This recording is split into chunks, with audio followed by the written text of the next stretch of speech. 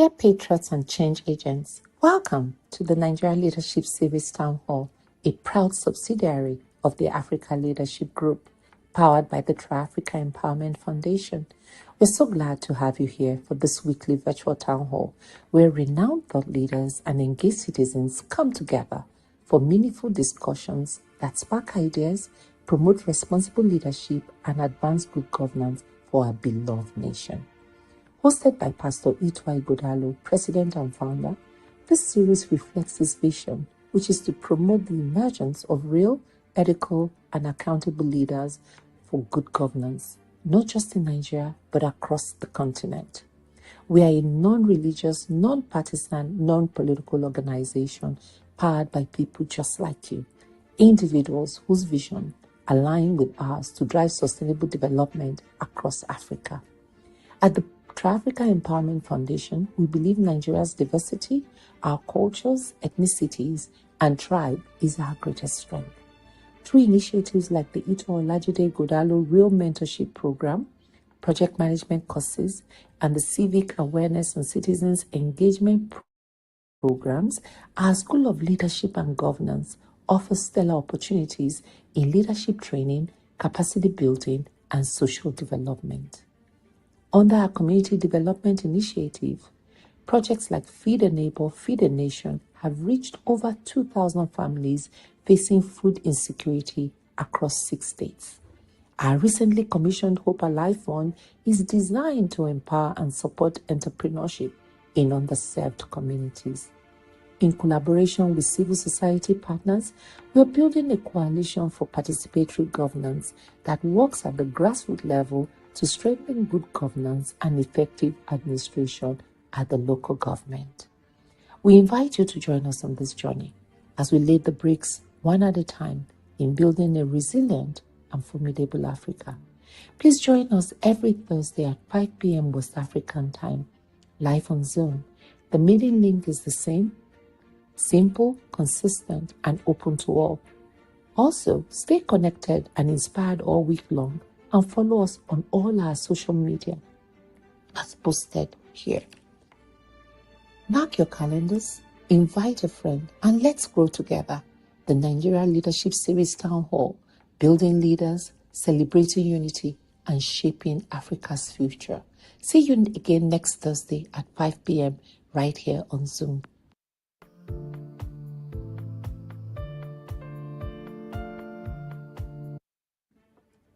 Dear patriots and change agents, welcome to the Nigerian Leadership Series Town Hall, a proud subsidiary of the Africa Leadership Group, powered by the Tri-Africa Empowerment Foundation. We're so glad to have you here for this weekly virtual town hall, where renowned thought leaders and engaged citizens come together for meaningful discussions that spark ideas, promote responsible leadership, and advance good governance for our beloved nation. Hosted by Pastor Itwai Godalo, President and Founder, this series reflects his vision, which is to promote the emergence of real, ethical, and accountable leaders for good governance, not just in Nigeria, but across the continent. We are a non-religious, non-partisan, non-political organization powered by people just like you, individuals whose vision align with ours to drive sustainable development across Africa. At the Tri-Africa Empowerment Foundation, we believe Nigeria's diversity, our cultures, ethnicities, and tribe is our greatest strength.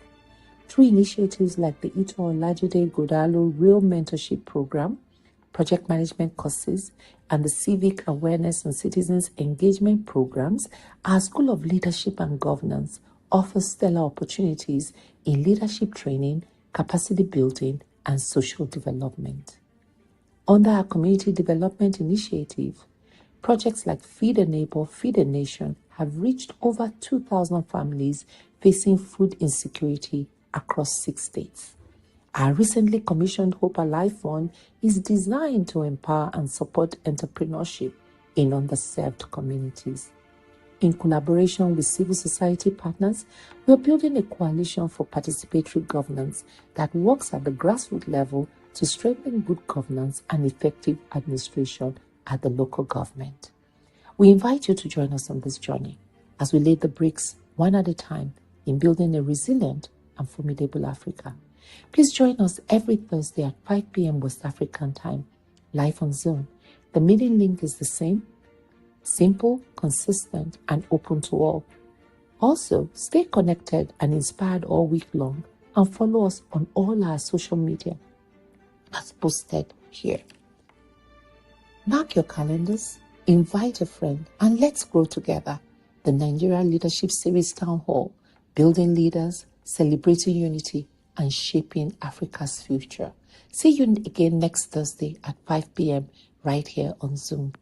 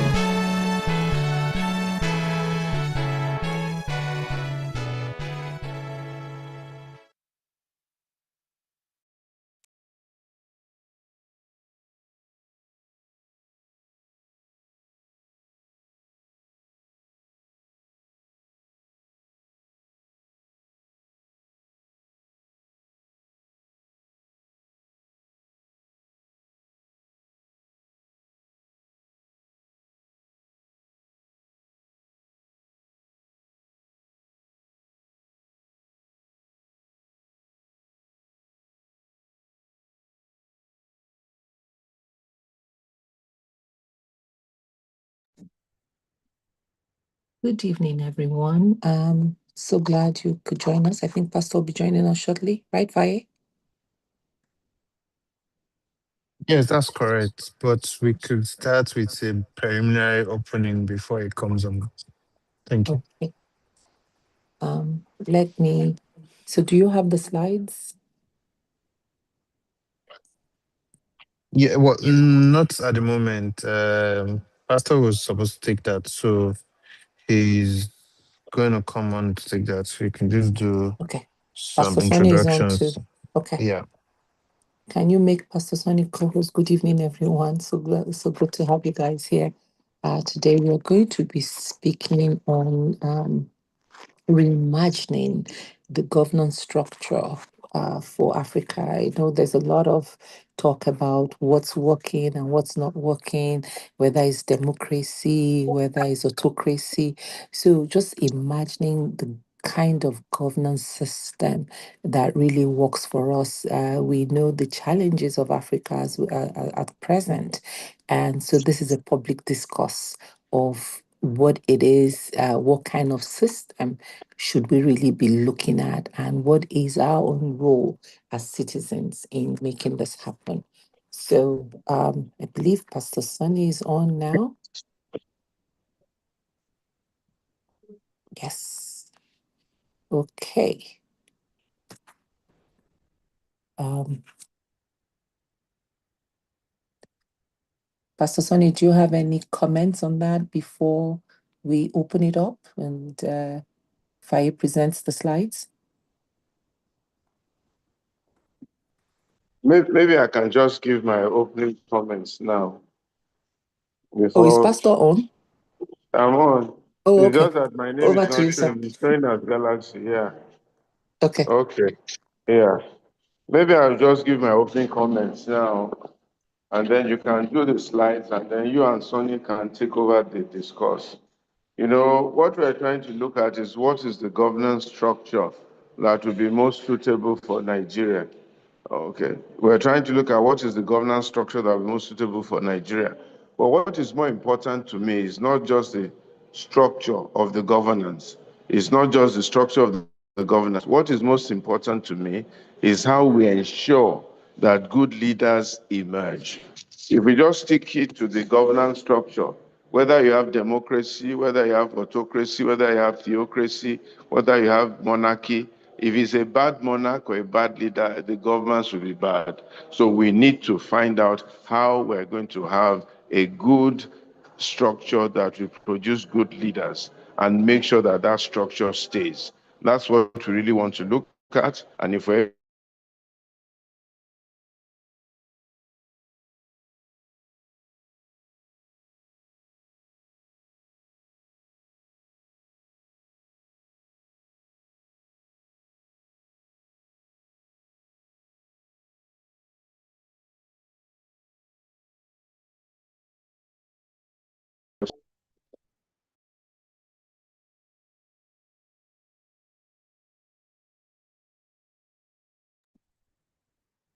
Mr. President, we lost your audio.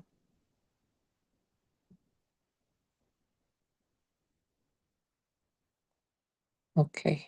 He will be rejoining. We lost his audio there for a second, so please bear with us. Okay, he's back.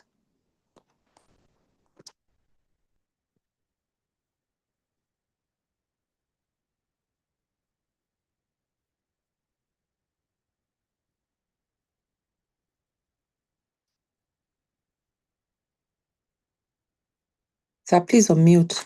We can't hear you.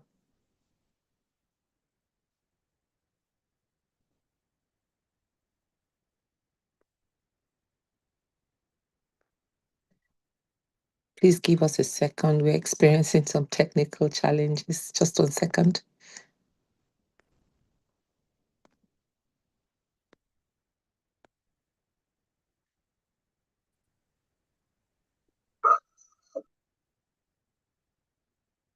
Okay.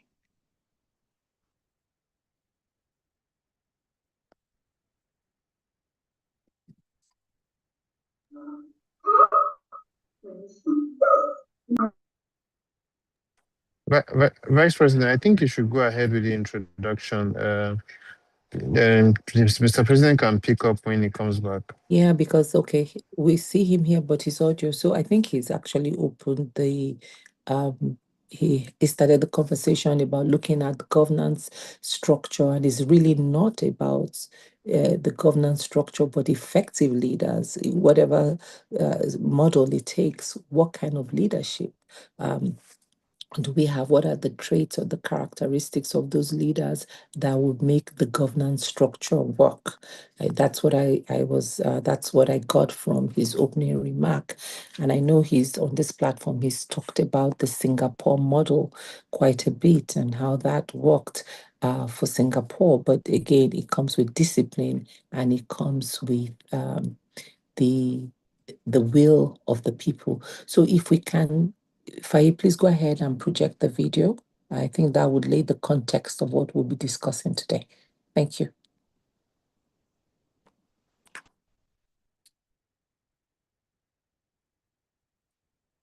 He has become a model. And I said it once, I'll say it again, even on your platform. Africa does not need democracy.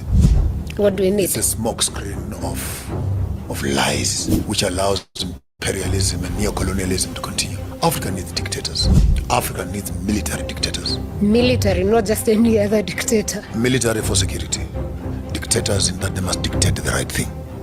We need people that are purposeful, cutting down the bureaucracy of democracy and getting things done. If you walk up into your parliament right now, you'll have papers the size of this room. of good ideas that have never been implemented, roads that have never been finished, buildings and hospitals that have not been repaired, but budget approved and voted. It's in the pipeline. And in the midst of that pipeline, procurement, corruption, and preferential procurement, looting and stealing is happening. How does a minister walks into a government with 50,000 shillings become a millionaire in 2 years with a salary that even can't afford 3 pairs of shoes? Where does he get the money from? Any government minister who becomes a millionaire after being to a government office is a thief. That's very true. There's no millionaire who becomes a millionaire through government salaries. I make that statement loud and clear. So this whole concept of democracy, it's a facade, the entertainment for the poor, to think that by voting a president into power, they've actually put a man in control. We need people like Traore, who wakes up in the morning and says, I need 3,000 trucks of road equipment on the road by tomorrow. And 3 kilometers from Ghana into Burkina Faso, they are there by tomorrow. I need a hospital there. I need an aeroplane manufacturing industry there. And you need to give a president power, the one who can decide, not the one who can steal, the one who can decide and make a change. We look at our countries. Look at Kenya, almost 50 years of independence. 60. Look 63 actually. Look at Ghana, 63. Look at Zimbabwe, 40 something. And the roads that the colonialists built, we're even battling to repair them with potholes and etc. And you wonder, for the past 45 years, what are we doing? Here's the Minister of Roads, here's the Minister of Public Works, but they simply can't get things done. So what do you need? You need a leader. Boko has picked up the signal, walks up one morning and says, no more diamonds are living here. We are going to beneficiate themselves. You look at Mali, come on, no more. Uranium is going out. We're going to benefit it here. We need Ghana, we need Kenya to say, no more coffee lives here. We will make the chocolates from here. Belgium must order chocolates made in Kenya. You can't take our coffee and take it to Belgium and says produced in Belgium. What the hell are you talking about? Who are you cheating here? You don't even have a single bush of a coffee tree in Belgium and say they're the producers of coffee. Who is lying to who? Britain cannot be the sole mother of determining the price of gold. You don't even have a quarry mine to bring me 2 or 3 dust of gold in your country. Where are you getting it from? Allowed. Stealing. Thuggery. That's why I called Britain Pambe for me, the home of the Tomb Raiders, when I discovered it in August. And by the way, next month, I'm meeting up with Majambori and Lumumba and 1,000 Americans who have been given citizenship into Burkina Faso. Repatriation of the African children will happen in my lifetime. I will be there when we're talking about the one Africa. You countries who are progressive, Kenya in particular, Nigeria and South Africa, big-headed because your economies are doing very well. May God bless you. The rest of Africa will start marching behind young men such as Ibrahim Traore. 3 countries are in: Mali, Niger, Burkina Faso. Zimbabwe, Botswana, Namibia, and Zambia are opening their borders to each other. You, Kenya, Tanzania, and Uganda, I wish you can make this thing much more active. And if this 3 in the north, 4 in the south, 3 in the center, 4 plus 3 plus, we already have 13 countries that are already thinking in one space. This is where my head gets spinning. Why can't these presidents who are thinking in the same space call a conference together? Create a passport for us. Let's start moving with those that are moving. Those that are busy dragging their feet behind with French, with the Portuguese, and around this agenda. We want a one Africa. 63 years later, still talking about a united Africa? The passports have been designed. They're there. The national anthem is there. The money has been designed. It's there. We lack the political power to implement these decisions. This is the bureaucracy that I'm talking about, which is a hamstring. And I hope the Gen Zs are listening to me. Don't just talk about African, Kenyan politics. You need to move your agenda beyond the borders of Kenya. Unfortunately, I was listening to you the other day. It feels bad that you are also now getting caught up in the South African mischief. The Luos and the Kikuyus, now even the Gen Zs are divided between the Luos. Back to this tribal nonsense. The same mess that Raila and Kenyatta were fighting for years before you were even born. It has now resurfaced even amongst the young people. I thought you were Gen Zs, you were progressive. You started together, same universities, sharing notes. But all of a sudden, when old gods with their old theories of tribal divisions come amongst you, the Luos are now on one side, the Maasais on the other side, the Kikuyus on the other side, the same devil that destroyed you is resurrected amongst yourselves. Wake up, Kenya. We are getting away. Wake up, Kenya. I'm not amongst you, but I'm with you. Yeah, thank you very much. So do you think Regroup. they're There's a very good thing happening there. Yeah, regrouping for sure. I think Traore is becoming a threat to African leaders. He's not a threat. Most African leaders. He has become a model. And let me say this. Let me just sit up straight. Yes, please. Any African president who's coming into power in the next 3 to 4 to 5 years, I'm here with all our social media footprint and influence. Yeah. Tell me the one you want to become president. We will give them the agenda of the items we want them to attend to. We will not be recycling these old bags and old sacks of political thugs who go to parliament to sleep and fat in parliament. No. We need a new breed of thinkers who are only not looking for food and cannot see beyond their nose. We have an agenda to achieve the Africa that we need for all of us. Therefore, we need to start looking at Traore as a model through which any African leader who is coming into power. Hey there, thanks for tuning in. Want more awesome content? Follow us on all our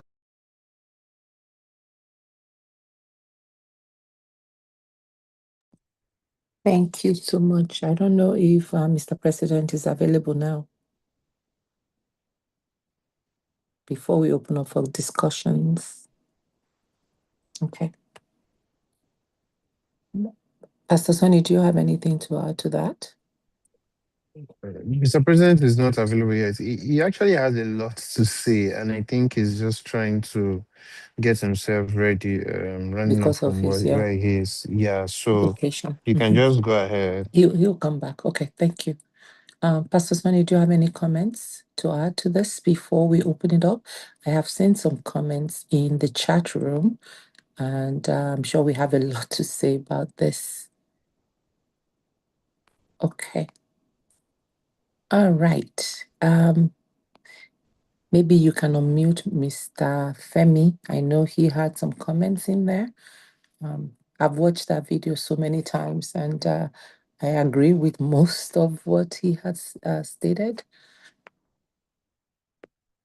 So let's have, okay. Mr. Boniface, his hand is up. Please go ahead, sir. Okay. We've asked you to unmute. Okay, all right. Thank you very much. Well, I've heard people say that you need a benevolent dictator, to make things happen quickly. But I think the challenge is how are you going to find one? I mean, if you take Singapore and Lee Kuan Yew, he was a benevolent dictator. If you ask me, I don't think that there's anything wrong with democracy. All we needed to do is to make sure that the bear stealing is stopped. It's not too difficult to do. It's for us to have a consensus that says if you own an asset, you have to account for how you acquired it. It's as simple as that. And I don't know how we're going to do it. In Nigeria, it's going to be difficult to do because the whole state has been captured. But if we all resolve that you go into governance, and if after 3 months, a year, you acquire properties and say, okay, account for it. And if you don't do so, it's taken over and so on and so. If we can stop corruption, there's nothing wrong with democracy. There's nothing wrong with democracy. I think the other versions of governance people have talked about, how do you get to that? How do you find somebody who is a dictator, who has powers and he means well for the country?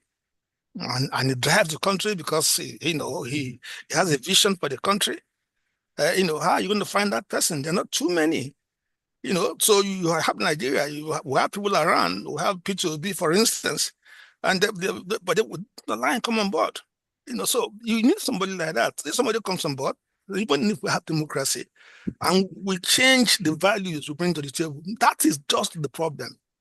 So if you change it, you will not want to go for elections, and then you are paying 1 billion naira, to acquire the papers, to qualify to contest for election, because this is where all starts. When you want to go into governance and then you spend so much money and you sell your house and so on and so forth, to get to power. Now, the first order of business, sometimes you borrowed money, to get there. The first order of business is to try and pay back this money. And so if there's any way we can plug make sure that the stealing stops. If we can do that, we don't have any problems with democracy. I mean, that's my take on this matter. Because all that people talk about, it's not, I don't know how you're going to do it. You can't reverse Nigeria to, Soviet, well, if you like, Soviet system. And so how are you going to do that? It's going to be very, very difficult. So that's my take on it. I think that's nothing wrong. Democracy can work if we change the approach, if we particularly stealing, and we look at the things, we pair off those things that would make people, that lead people into temptation. Once we can do that, we won't have any problems. Thank you. Thank you very much, sir. And to your point, it's all to actually build institutions that will support those whatever governance system we have, whether it is, to have those checks and balances in place, accountability and consequences that will root out corruption, uphold the rule of law. Those are I think those are the critical components as well. Institutions that work. And I think that's part of the challenges we have. Whether do the judiciary system work? Can we hold these people accountable? Do we have systems that can really root out corruption or separate those that do not have the best interest of the country at heart? It's not about the individuals per se, it's those systems. Thank you. Yes, thank you very much. Thank you for your comments, sir. Thank you. Can we have, I believe, Abubakar from our VP from our Youth to Africa Youth Movement? Always good to have you. Go ahead, Abubakar. The future and now belongs to the youth. Good evening. Thank you for having me, man. I've listened to the document, a very good one. But what I want to contribute here is that, Africa, we have one problem. Every African its problem, and our own problem in Nigeria is our own problem. Our Nigeria is basically rooted in corruption, just like the other speaker said. We have corrupt government over a decade, who's have been packing money, the public money all around. We don't have control over public. So that is the basic problem in Nigeria. Just take a look at Niger, for example. Niger is under the beloved country, but still they can maintain law and order in Niger. You cannot enter into Niger without documentation, proper documentation, because they know if people can go in without proper documentation, there will be problem. So these are the kind of things Nigerian government needs to. Everything must be changed, because the whole system in Nigeria, has been bastardized over time, and it has contributed immensely to poor governance. But then looking at it, Africa, if we want to unite, we need to first have the security in Africa, across Africa. Look at what Europeans did. They have NATO, North Atlantic Treaty Organization. We can equally have our own security. Thank God for the Sahel. Burkina Faso, Niger, they are trying to come up with security to defend their own borders and but then we need to have this security we are talking about. Africa, it is very important. I was just looking at Dangote, he was saying he was trying to network Africa.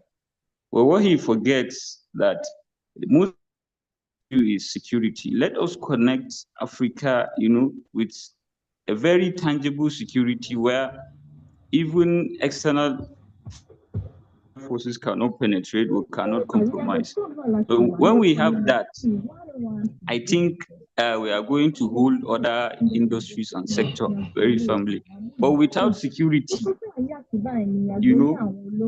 believe me, no matter what you build, it is going to be, it is not going to last for long, because definitely security might come up and it is going to what you have built, upon. But my advice is, Africa leaders unite.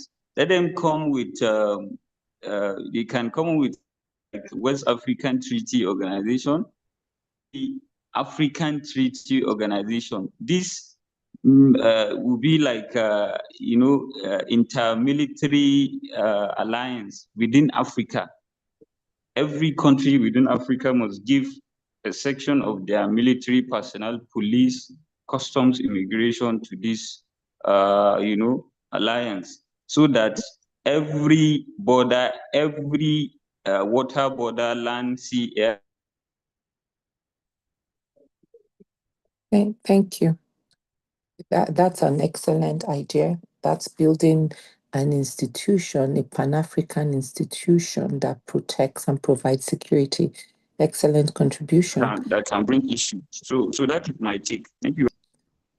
Thank you, Abubakar. So you have your work cut out for you. I guess we'll be seeing an outline of what that looks like from you. We're going to have Mr. Okay. Ken. Okay. Yeah. Hello, everyone. My name is Ken. I think I've joined several times, and from what most of the participants have been mentioning, at least the ones that have commented, we all seem to be on the same. We all seem to recognize that there is a problem, and I believe the problem is centered, especially in Nigeria, in the fact that we have laws, but the laws are not being enforced.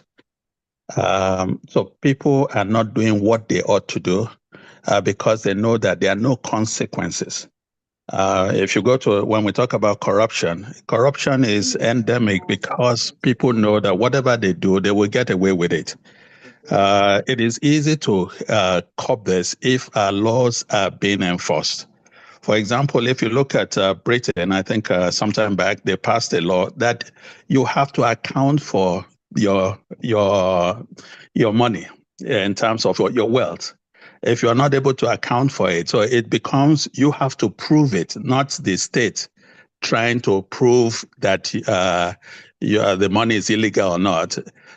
You have to prove that this money comes from legitimate sources. If it is not, then it means that it's either criminal or it's terrorist financing or something that is definitely dangerous to the society. And I believe that even China also, the laws are enforced. That's why people do the right thing, whether you're a contractor or a politician or a business person, you do the right thing. And I think part of what we have had in Nigeria is that even the laws that are being passed of recent are laws that are already sabotaging the system because the lawmakers having criminal tendencies are putting all sorts of loopholes so that when it is even being enforced, they are able to use those loopholes to get out of the consequences. I strongly believe that until maybe that's ALJ might look into that as to how to look at our laws and see what are the ways in which we can advocate for the enforcement. So whether the common man or the extremely wealthy, if you have an encounter, if you do the wrong things, you know that there are consequences. And that's what happens. I'm sure a lot of us have experienced situations in other countries where, the speed limit is 100 kilometers per hour. You see people driving above when there's no police officer driving on the highway. But when they see the police officers, they have to adjust.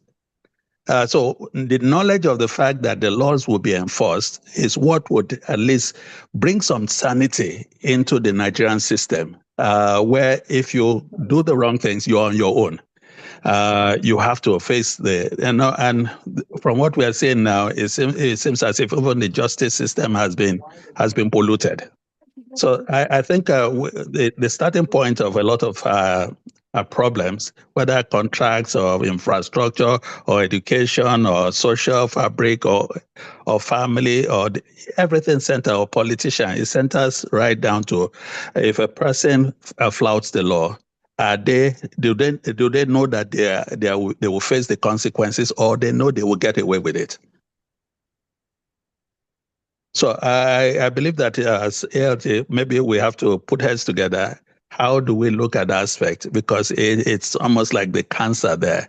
Laws are not enforceable. Whether you go to the police or the court system or whatever, it's just a matter of having a conversation with who you know, Thank you. you get out of it.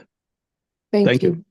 Yeah, those are the institutions, but the challenging thing is those laws are there. It's the people that don't uphold the laws. If you look through our constitution, our legal system, these things are all there. But is it that we do not have the will to uphold those laws? That's part of the challenge. Thank you, sir, for your contribution. We have a couple of hands up. We have, I'm not sure, Olayinka, please go ahead and ask your question or make your comments. Thank you. Thank you so much. I am very delighted to be on this line today. After listening for the first time, after listening to a lot of comments today, I am deducing that I think it's lack of commitment that we have. And I believe that we lost this commitment several years ago. I will just quote from some books I read. For instance, I read a book about Ojukwu maybe over 20 years ago. He came back from England when he finished, late Ojukwu. When he came back from England, because his father was a rich man then, he had a very wonderful car, a luxurious car in the military then. He was in the military. And it was reported that I think it was 1967 or 68, I can't remember, that you cannot buy, as a government staff or officer, you can't own something that your salary could not sustain or couldn't have purchased. Now, then every officer in the 60s, anything that you buy, if your boss sees it, you are in trouble because you should be able to prove that you really earn it, you got it legitimately. These things were there in terms of commitment, control. So when you look at corruption is just lack of commitment. Because I can't build a house, I have a home, I have everybody there, and children in the house are not commitment. They bring thieves in to steal because they don't see themselves as stakeholders. They don't see themselves as the owner of those properties. Okay, if I work in the power sector and I am making sure that the power sector does not work because a friend of mine has a generator business importing generators from other countries, and he is giving me something so that the power sector should not work. It means that I am seeing myself as not an owner or a stakeholder of that business of power in Nigeria to make it work. If you look, I think your last comment was that the laws are there, which is very clear. It's just that we are not committed to say these laws must work. Mhm. In other countries, developed countries, I'm speaking from the United States, you don't need, if you try to break laws, or let's just say traffic laws, the light red is on and you just drive up, you possibly see a policeman or a camera that will have taken the pictures of your phone, of your car and the number. They will send it to your home and send it to but in Nigeria, you will see us see red and still go on.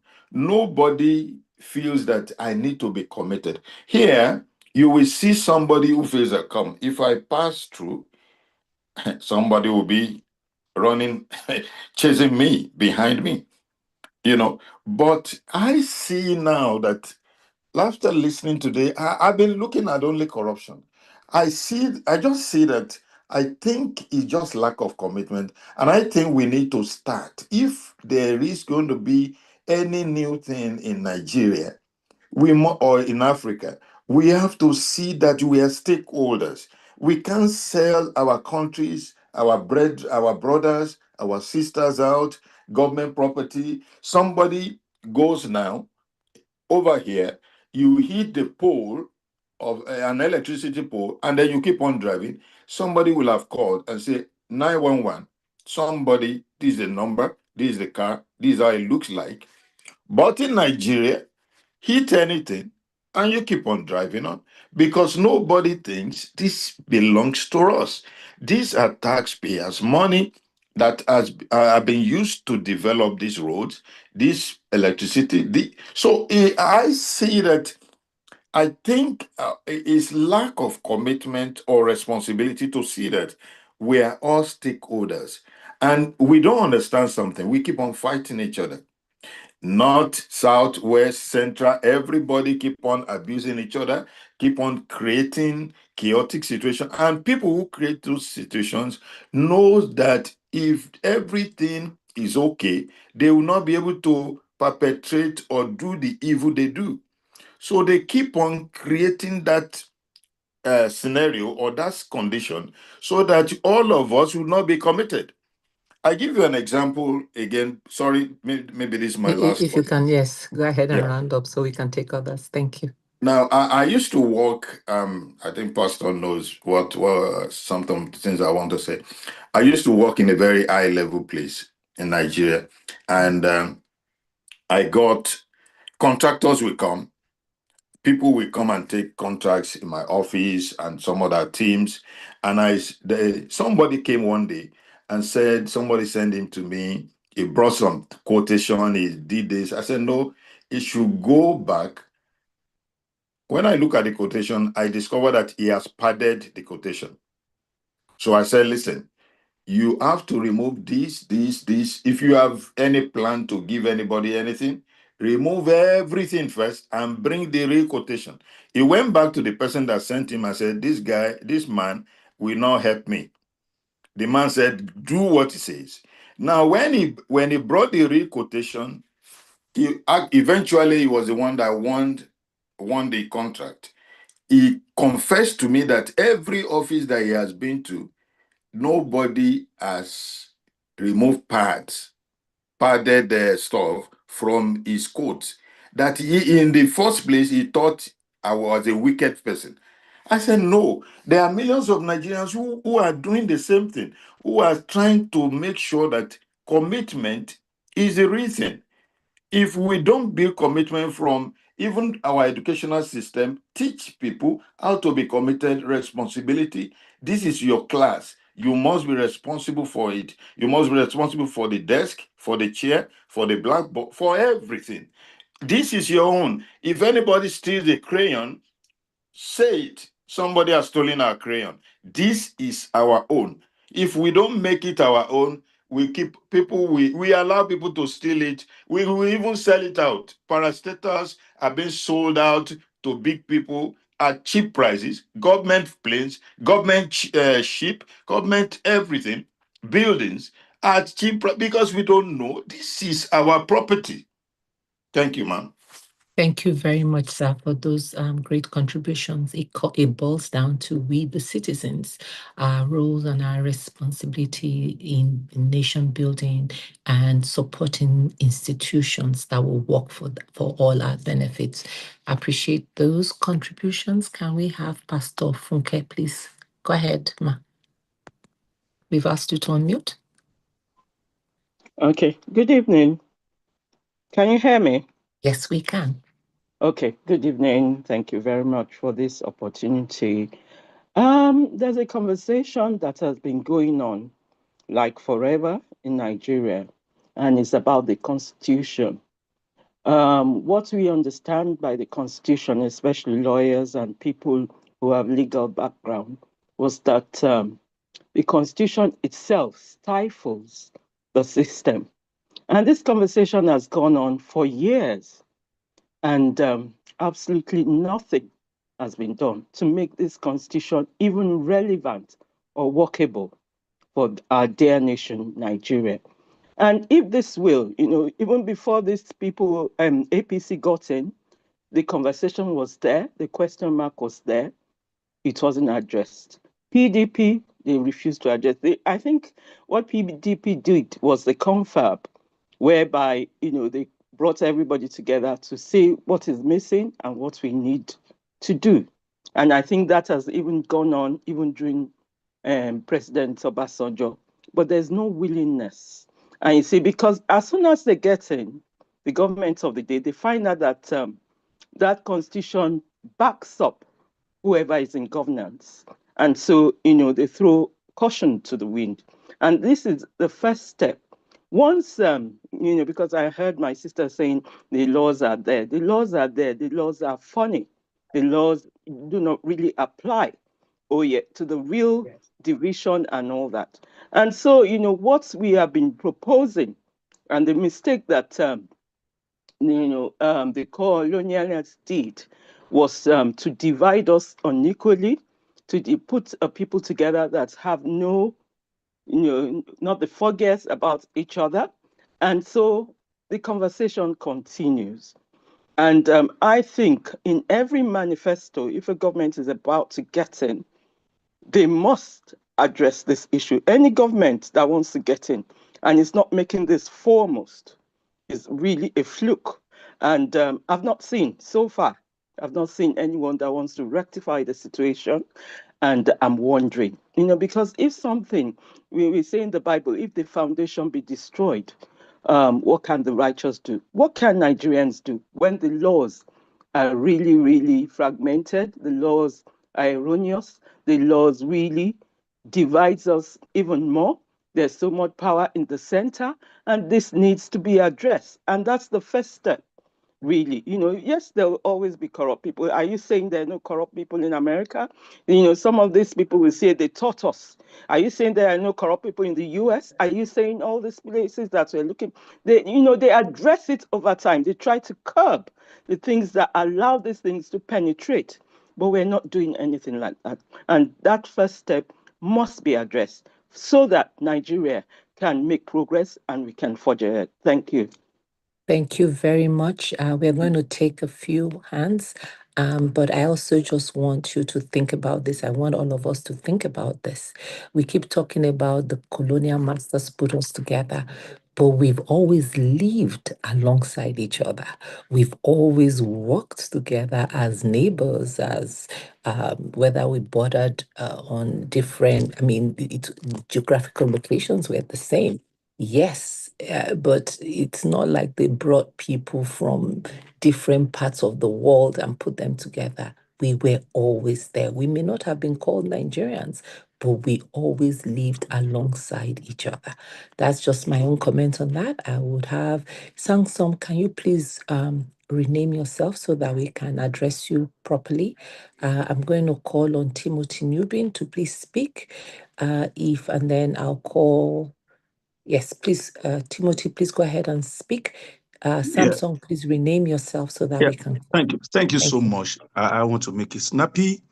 Thank you so much. Thank you for this opportunity. Thank you for the platform. Thank you because we still have opportunity to gather together and speak. Once we keep on talking and believing, I believe in what Pastor Kumi said sometimes ago. He said, if the tree is big and the cutlass or the axe that you are using to cut it is blunted, but he said, if you keep cutting, one day that tree will fall. So if you keep talking, one day solution will come. I align my position with the last speaker. We were not living together. We were never good neighbors. So I just want us to get that clear. We know a lot of kingdoms, rivalries, the wars between even within the Yoruba land, the Egbas and the Jebus, the Oyo Empire, the Kano Empire, the Kanuri. So we just must understand that that's our history. And we have to understand that there was a time in this country that the head of Ilorin is called Afonja. Today is Sulugambari. It was a jihad that turned Ilorin to Muslim nation. And that war was stopped. The war had intention. So there is intention of a group of people to subsume other group. That's our history. We are not co-living with and I want to put it on record that 2004 I had the opportunity to talk to the diplomats and the State Department in US. Henry Kissinger was the chairman. I am an Eisenhower fellow. At the closing of our program, I raised it. Now, what is American policy towards Nigerian development? And Henry Kissinger is there, is on record.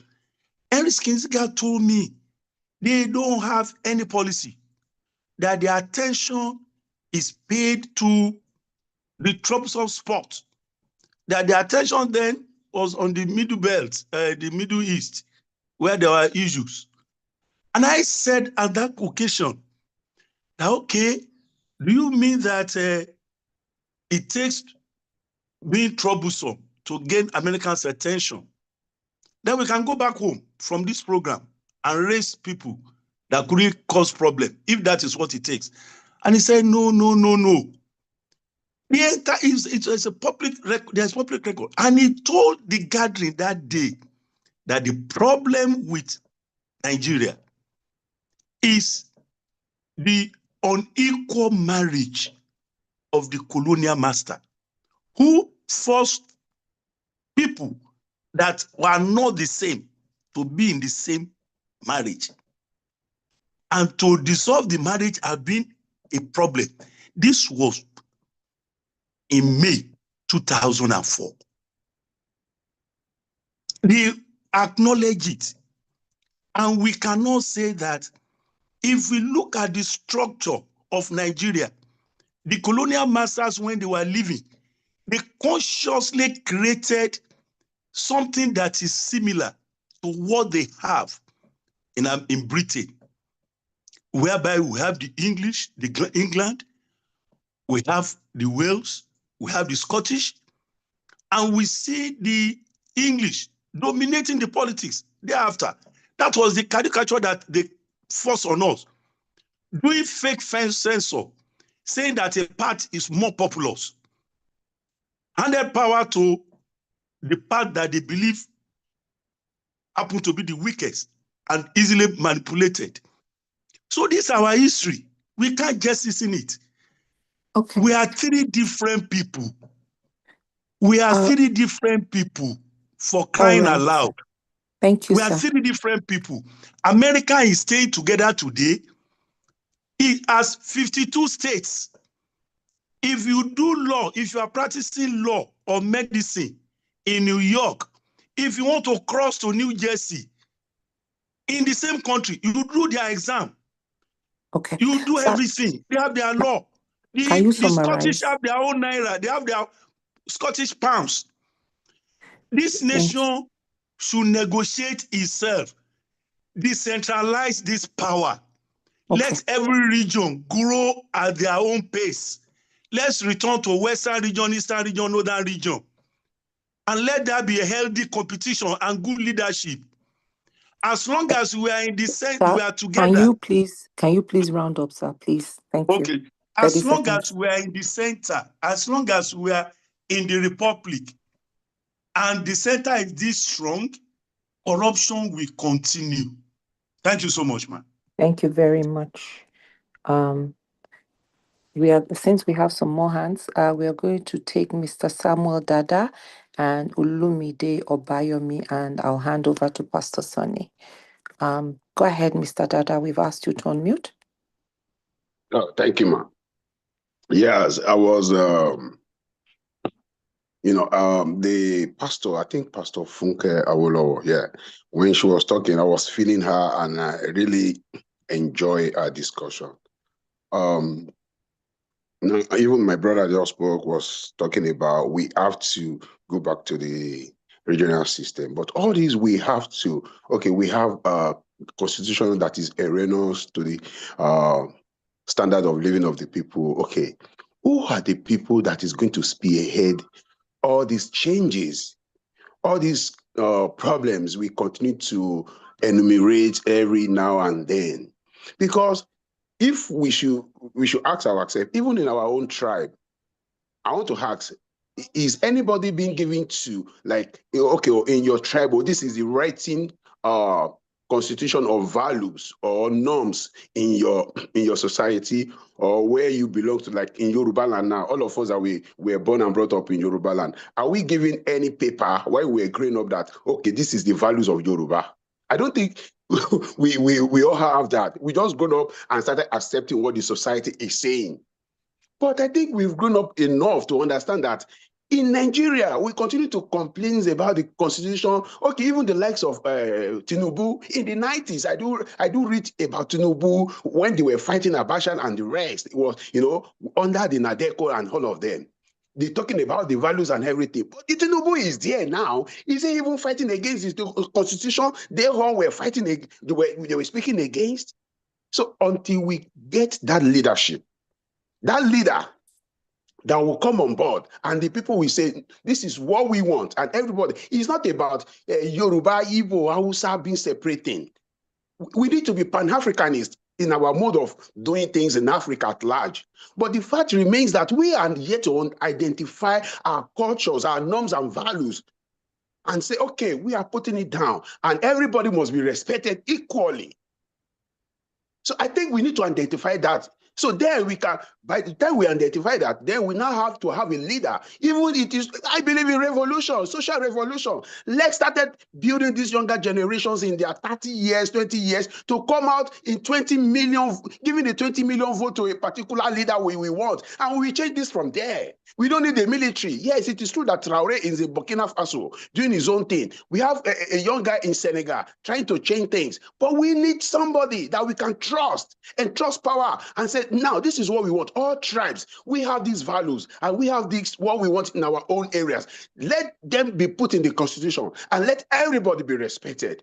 But we can't do that until we, the people that are talking, vote in our own person. But if we continue to say, we're supposed to do this, we're supposed to do that, they will never do anything. Who is going to spearhead all these things we'll be mentioning? All these gardens we'll be doing, all these good things everybody is bringing to the table. Who is going to lead it and who is going to do it? Because we have the likes of them in the Senate that they are not doing anything, siphoning the account, the treasury, adding all the budget and everything.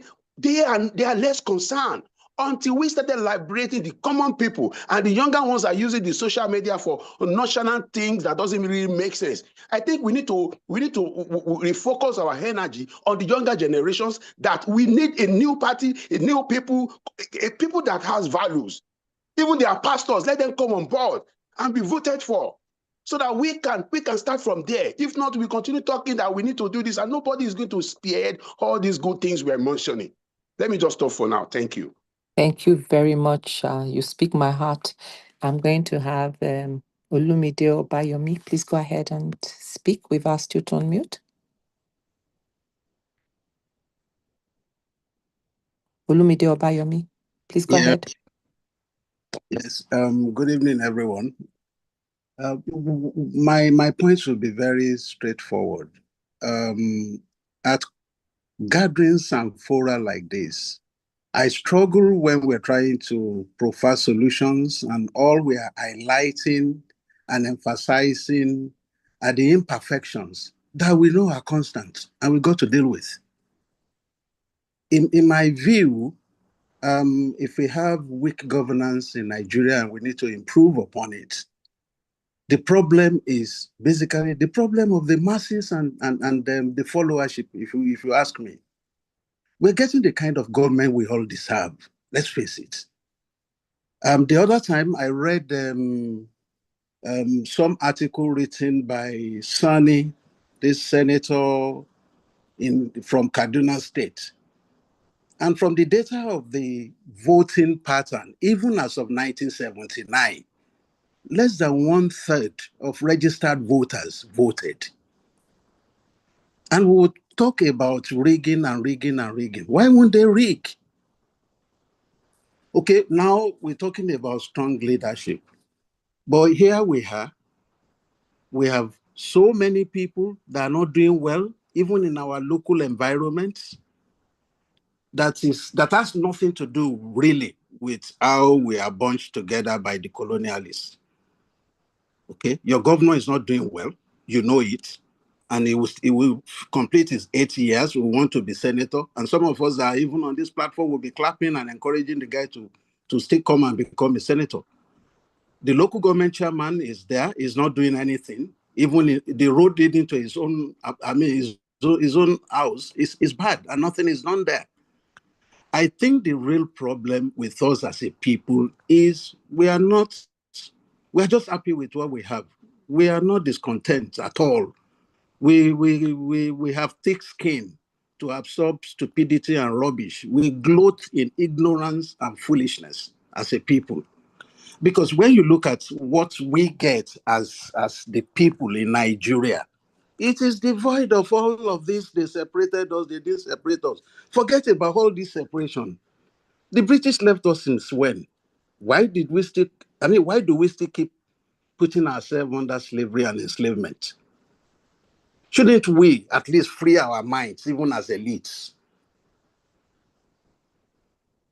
My point basically is, if we must fix Nigeria, those of us around here have to be part of that solution. Nigeria needs a renaissance. We need good leaders. You look at all of the jesters that want to be our president. Almost everybody on this platform is better than all of them. What are we doing as a people? Even if it's just like molding opinions and encouraging people to come out and vote and taking positions that is devoid of where we are coming from as a people. It will help this country a lot. I agree, yes. We need to encourage the younger generation, but which younger generation? You speak with them and you will just ask yourself, did you ever pass through this kind of age? Because their mentality, their thought process, and where they are, and how they even see the future is very appalling. So I think for me, even if the younger generation, unexpectedly so, the younger generation at some point will take over from the rest of us, just as we are there now more prominent than the very older people. But this younger generation, they need even leadership. They need mentorship. They need mentoring. Okay. Constitution is whatever you call it. But I can tell you, if you are talking about laws, I'm not a lawyer. If you are talking about laws, my understanding and my experience working in the corporate environment is Nigeria has very solid laws. Like somebody said, but what is the commitment? What is the civic responsibility of the people who are meant to ensure compliance with the laws? Today, we talk about corruption in government. Yes, the legislators, yeah, dirty people they are. The executive, we know them. But the worst one, we are not even talking about. And that's the judiciary. So Nigeria is, all over, whichever area you look at, we are just not there. The judiciary is the worst, if you ask me today. And the lawyers are the worst amongst themselves. Today, you can become a high court judge having graduated from your university and been to the law school, 10 years, for that 10 years, maybe you are there selling something at Ajegunle or even in traffic. Once you can get the guys that will push your papers and put you through when there's a vacancy, oh, it's 10 years post-bar, they'll make you a high court judge. You go to some court sittings, and I've been part of that, and you will hear what judges are reading out, what they are saying, and you'll be sorry for this country. So all over the place, Nigeria needs real surgical intervention at all levels. Thank you, sir. Call it Renaissance, whatever it is, but we need more than the regular, the ongoing 4-year cycle of bringing an admixture of fools and thieves and rogues in government. Thank you for your comments. Thank you so much. Yes. May we have Madam Ifeanyiwa? Please go ahead, ma. Okay. Good evening, everyone, and Pastor Icha. Great to be invited to this. I wasn't quite here at the beginning, but I'm sort of presupposing that we're talking about governance. I think I saw reimagining governance for leadership in Nigeria. What is governance? Governance is leadership. Unfortunately for us as a people, we tend to focus, mostly on our leaking roof. We never hardly focus on our faulty foundation. Nigeria has a faulty foundation in terms of parenting and educational curricula, focusing mostly on formal certificates. You may have a formal certificate. You may be handsome or beautiful in the face, but you're running empty in your inner self. You're not going to be able to be an asset. So we tend to focus mostly on political leadership. The former speaker spoke something about a society gets the leadership it deserves. I completely endorse that. Nigerian citizenship is struggling. We do not invest in human capital development. So you have a lot of people with formal certificates. They don't have wisdom certificates. They don't have vibrant health. A lot of people are dying from chronic diseases, and they don't even have the energy to show up when they're needed. Forget about all the masquerading. And so what I'm proposing in this, I've actually been trying to talk to Pastor Itua. I think Pastor Itua, you need to listen to me a bit more. We need to focus on improving the capacity, the caliber of citizenship of Nigeria. And there's so much poverty in this land. We need to choose our leaders who can come and show up. That is why I've put together the Code Mindset and Integrative Lifestyle Academy to equip people with the skills to be capable, competent, credible, and impactful leaders, so you can be an asset. It's a question of choices. People go to church, they say they're Christians, they say they're Muslims, they're not living the life. Our characters are flawed. The decadence in the society is unbelievable. So my suggestion is that we need to begin to teach those things that were missed in our parenting and educational curricula, so that everybody, we are all leaders in our spheres of influence. It's not only about political leadership, so that you can have a pool of leaders who can be value added and be assets to Nigeria when the time comes. Thank you for giving me this opportunity to share. Thank you. Thank you very much, Ma. I appreciate your comments, and I'm sure there are a lot of opportunities where we can engage your teaching skills. Pastor Sonny, over to you, sir.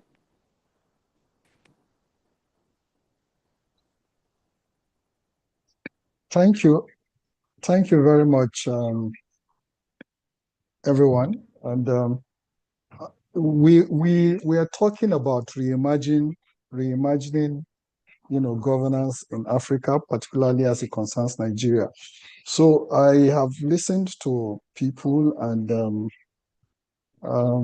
a few people seem to think that taking us back to where we first became independent is where we need to go. But we have been together 66 years, and a lot of water have passed under the bridge. Everybody, every region in Nigeria has a fair share of blame to what has brought Nigeria to where it is today. So, decentralizing us is just decentralizing problem. You just regionalize it and statelize it, and the struggle continues. So I would rather that we focus on what kind of solution. And here in ALG, we are working with the youths. What can we do? We are where we are now. Wanting to say, oh, I shouldn't have married this woman 30 years ago. I'm sorry, the girl that I loved, the one that I went to school with, she's the one I should have married. So you want to go back to her. The girl has moved on. Life has happened. So the focus for us really is we are where we are. What can we do here and now, today, to move us forward so that the next 10 years, the next 20 years will be a better Nigeria that we want to see? So it's not a question of, we are not lamenting, we are organizing. That's why we are here. Okay, so let us look at it from that perspective. And I'm sure there are some brilliant solutions that we have been getting from our various meetings we've been having. And today was just one of those opportunities that we wanted to give, because there's no monopoly of knowledge. We are opening up the space for you to come up with your great idea, on how we can move things forward in Nigeria. Democracy is what we are operating today. Should we continue along that line? If you say no, how do we dismantle the structure? What steps do we need to take one by one? If we have to operate the democracy, can we keep voting out incompetent government every 4 years, since it is a 4-year term that they have? So that whether it's at the state level, whether it's at the House of Assembly level, vote them out, so that they know that if they don't perform, they don't get reinforced with a second term. So if anybody is there, he will struggle to do something, even if it is for that first 4 years. I don't know. It's just an idea. So solutions is what we need on how we can move this elephant called Nigeria forward in a positive way. And the youths have a lot of role to play. We do know that the elders have some great ideas. We have ideas we have been bantering with. Today we have just opened it up for people to come up and share, what can we possibly do, not to agonize. Going back to 1960, I don't know how that will work, to be honest. Maybe those that are proposing it have a way they believe it can work, but I want to hear it, and if that will really solve the problem. So we'll take a few more hands and we'll wrap up, and we'll see how it goes. I see that Auntie Ifeanyi wants to speak again. Abashe wants to speak. I think that's Pastor Abashe, I don't know. Then Pastor Father Ray Sunday. So we'll take these 3 comments, and we will then try to wrap up and see. So Auntie Ifeanyi, go ahead. Okay, thank you very much for giving me another opportunity. One of the things I think we need to do as a people is to be grateful for our strengths. We always talk about our negativity. We have some positives, but have the humility to identify our weaknesses and use critical thinking, sustainable strategic pathway to turn our weaknesses into strength. We don't do this in this country. In Japan, they have a culture called Kaizen. Kaizen is constant and never-ending improvement. It's taught in schools, in churches, in mosques, in organizations. So there is this concept of doing better tomorrow than today. We do not have it in Nigeria. Nigerians stay with their weaknesses. They do not think about the consequences of their choices. When they think and do things, sometimes it destroys people and people around them. They don't care. And that's what's happening in Nigeria. For instance, our present leadership, they are just there. They are not improving themselves. They don't read. They don't do mindset reprogramming. They are not serious with their faith. and so they have nothing much to offer. So I believe that the first thing we need to do is to include in our educational and parenting curricula this personal development in all areas of life. You learn how to be a true Christian if you say you're a Christian and try to appropriate God's spiritual power.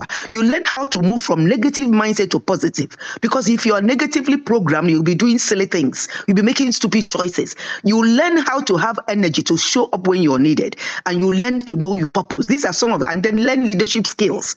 So whatever sphere of influence you are a leader, you are adding value. If we can do that, we'll begin to All right. Thank I'm you, going to Auntie. be able to, if they tell them to vote for an incompetent leader of country, and then some of who are well now put money together to sell impact, and many people can stop being hungry. The hunger in Nigeria is too much. That is what I'll say for now. Thank you so much for giving me the opportunity. Thank you very much. I will address some of the things you have said, but today is not about me. Please, let's restrict our comments. There are a lot of hands. Pastor Fadari, allow for Pastor Fadari to unmute. Please, if you can keep it to 2 minutes or less, so that others can have a chance to take a shot. I've heard you, Auntie, training, development. Pastor Fadari, can you unmute? Yes, thank you very much. Thank you for this platform. We have been talking about leadership in Nigeria. Yeah. But one thing that is that I noticed in this country is the fact that we are deliberate about what we are doing. We are deliberate in the sense that if you want to produce weak leaders, you know how to produce them. So that at the end of the day, they will not actually do what we ask them to do, because they don't have the capacity to do it. So we have weak institutions that is working against us. So many things have been developed over years, and we said, okay, this is what we want to do. And you will see, for example, you have EFCC. What's the job of EFCC? They try to recover money and to do other things. Those who are corrupt and bring them to book. Other countries have a strong institution, like China. You cannot steal in China. If you steal, they will kill you. And that is the end. Until when you have a consequence for everything that we do in this country, we are not going anywhere. People will beg and we say you are doing to bring back money. Money for where? If you store, you're supposed to be dealt with seriously.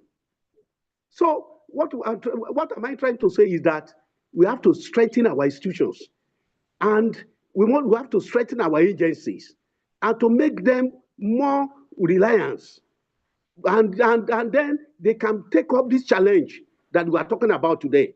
The problem we have in this country about governance is corruption. If you can be able to fight corruption in this country today, Nigeria will be better, because everybody will benefit. And at the end of the day, somebody will go, we have been stealing millions before. Now they are stealing billions, trillions. And people at the end of the day, we said that they are entering into bargain. Which bargain? We should have a strong institution, and we should have a strong leader who is going to fight corruption in this country. And I know if I thank you, get that sir. one right, our life will be better. Thank you very much. Thank you very much, sir, for that passionate consequences, strengthening institution. Olayinka Olubanki. Allow Olayinka Olubanki to unmute, and please keep your comments short and straight to the point. Thank you for your great suggestion. Yeah. Olayinka, thank you so much. Thank you so much, sir. I want to just reiterate again that commitment we're still lacking commitment. From home, we lack commitment. Parents, the society, the people that we put in leadership, they lack commitment. Now, if you look at, you're talking about democracy, what should we do in that area? I want to suggest that for people to be committed in governance, maybe we should do this. If the presidency is 4 years or 6 years, whatsoever it is people like the House of Reps and in the Senate, we should do a midterm assessment whether this man should have majority to take over, to keep on ruling for the rest of his term.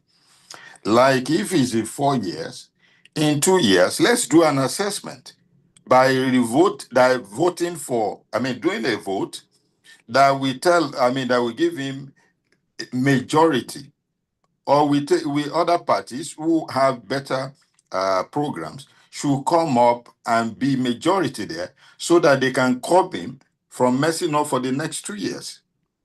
If we can do that, like you're talking about consequences, if they know that there are consequences to what they are doing, if I get there in 2 years, I should be able to run well. If I don't run well, I don't in 2 years, something's going to happen against me. And then the second thing is that we as citizens, you should know that registering to vote, voting and making sure that the right result comes out is also part of commitment. We are stakeholders. Nobody is an island in Nigeria. Every part of Nigeria is Nigeria, whether they are small in tribe or whatever it is. Every one of us, we are stakeholders. Thank you. Thank you very much, Olayinka. So can we take commitment. those that haven't spoken before we Yes. take those Yeah. that, okay. Go ahead. Go ahead. Who are those, please? I don't know. We have Michael Lawal and also Ashi. So I'm going to ask Michael Lawal. I'm going to unmute him. Okay.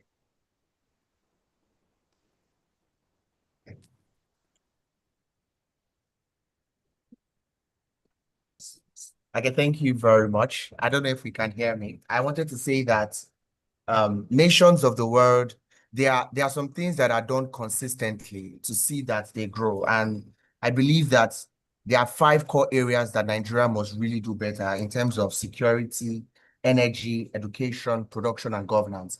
And for me, I believe those 5 core areas stand out to a reasonable extent, because once we can battle insecurity, fight insecurity in our nation, that in itself will open our nation up to, investors. That will bleed into our economy. We'll have much more people trooping in. We need energy as a nation. We don't have good energy, then people can't even do things in the country in terms of production. Also, we also need very good education and production and good leadership. In terms of the governance, we see that there is a lack of political will to a reasonable extent. It's not just the fact that we have incompetent people in the place of authority. It's the fact that they are not willing, because when you spend a lot of money on acquiring the tickets, and then your salary is not even compared to that, it reflects the kind of political arrangements we have in our nation. So I believe that all of those structures need urgent attention. And if we can, as a nation, do something in this regard: security, energy, education, production, governance, we stimulate all aspects of the economy. We bring in the youths, we advance technological innovation. I believe that Nigeria will continue to be on a steady incline. Thank you. Right. Thank you. Jumoke, who next? Abashi. Sorry, Abashi. Abashi. Thank you very much for the opportunity. I've listened to the comments, following from Pastor Sonny and some of the other people who spoke afterwards. Let me make the point that there's nothing wrong with Nigeria in the way it is. There are many countries of the world that are even more complicated than Nigeria. And we all agreed that the leadership has been a problem. And we've all have made very important contributions as things to be done. But where I want to add, so that I don't repeat what others have said, is more on the area of followership. From the followership, because leaders, they come from the rank of followers. We find that the people who are the progressives of yesterday get into power and they become the reactionaries. And sometimes when we talk about honesty, it's more like because we have not been exposed to corruption. I think the real challenge is that we need to begin to speak to ourselves, everyone. Because sometimes when we look at it, we also are complicit with the way our country has continued. And people must come to a place where they have to acknowledge that, look, we must say some things cannot continue. It's so easy to divide us. They bring in an ethnicity or religion or, one thing or the other. And before you know, everybody scatters. Everybody goes in one direction.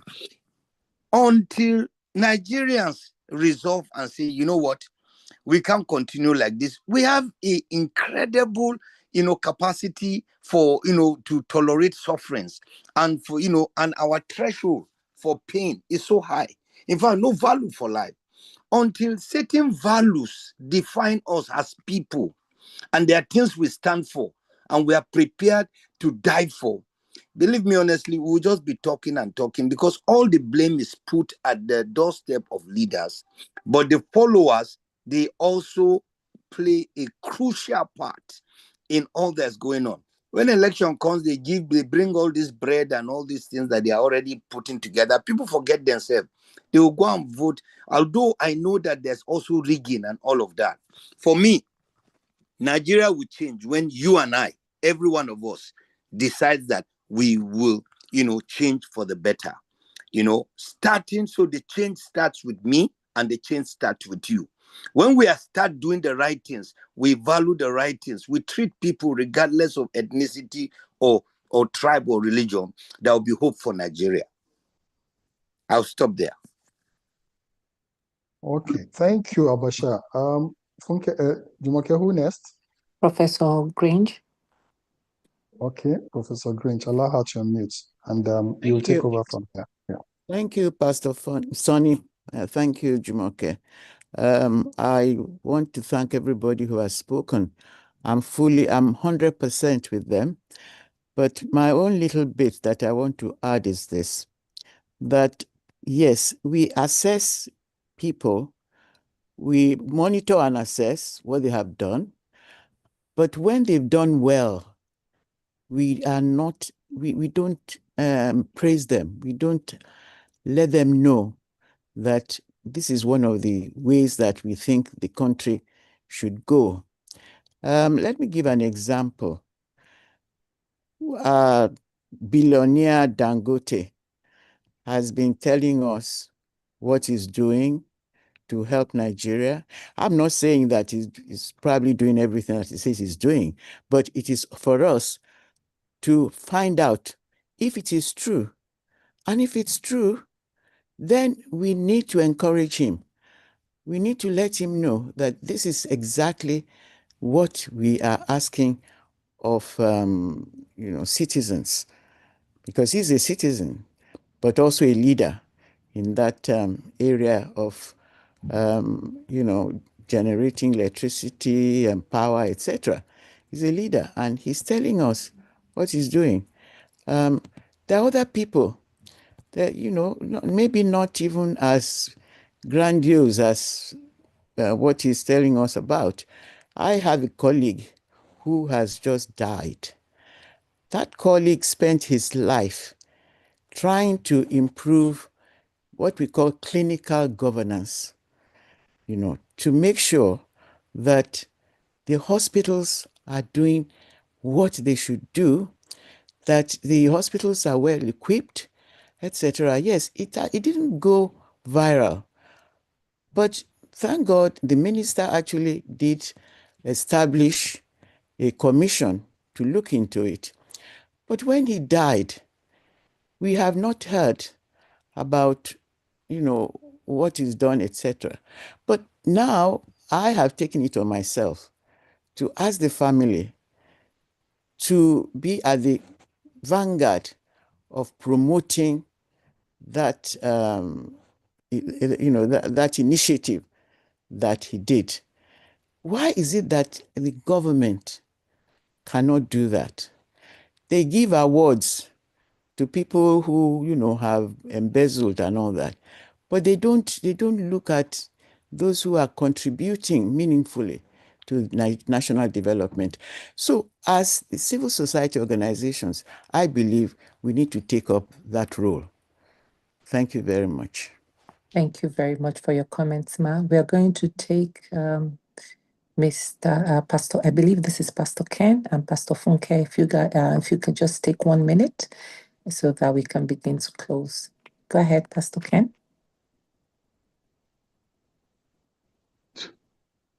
All right. I would want to say that we all know that the system is imperfect, and but I believe that we say a lot of things about the problems, but most people are not participating in the system.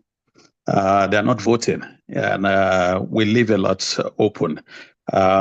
Even if we find ourselves in an imperfect state, especially the local government, which is the closest to development or touching the lives of the people, we want to encourage everyone to participate, even in the imperfect system. So that we can get into the system and change the system. How do we change the system, especially the local government, which is really important? Trying to advocate for independent candidacy.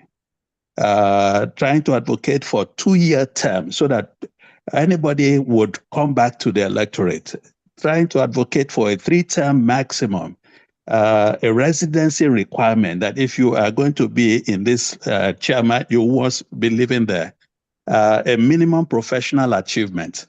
The councillors should not be paid. Let them be volunteers so that at the end of the day, you get civic participation. Then you have a situation where official pay and it must be set and made obvious to everybody within that local government. And we have also another thing, we could also have a direct recall mechanism so that if people are not satisfied with their local government chairman or whoever is there or the people there, they can recall them. Then also give them a mandatory life state of the affairs requirement that they would have to speak with the people and let them know what is going on. So we participate in the imperfect system to change it and try to include some of these mandates, which I've listed some of it, to improve the system.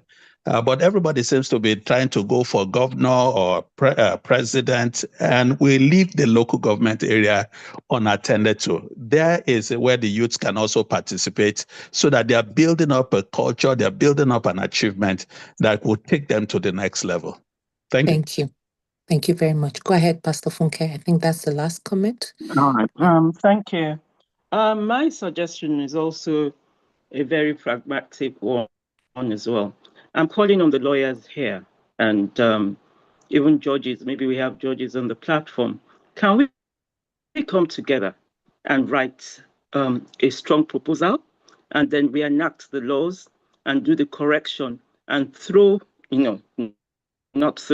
present it to the government of the day? Because at the end of the day, we say democracy is government by the people. What are we doing if we are the people?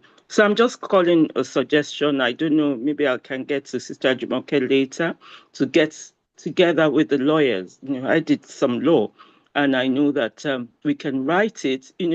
Somebody said we should stop criticizing and do something. And that's my suggestion. Then to what he just said earlier, there are plans to recall people, governors and all that, but it's just not practiced. It's not just put into practice. So like somebody said, the laws are there, but they're mostly ignored. But I think on this platform, let us do a proposal and send it to the government of the day. Thank you. Thank you very much. And I would add my own recommendation before I hand over to Mr. President. And my own contribution or recommendation is for every Nigerian to do the right thing.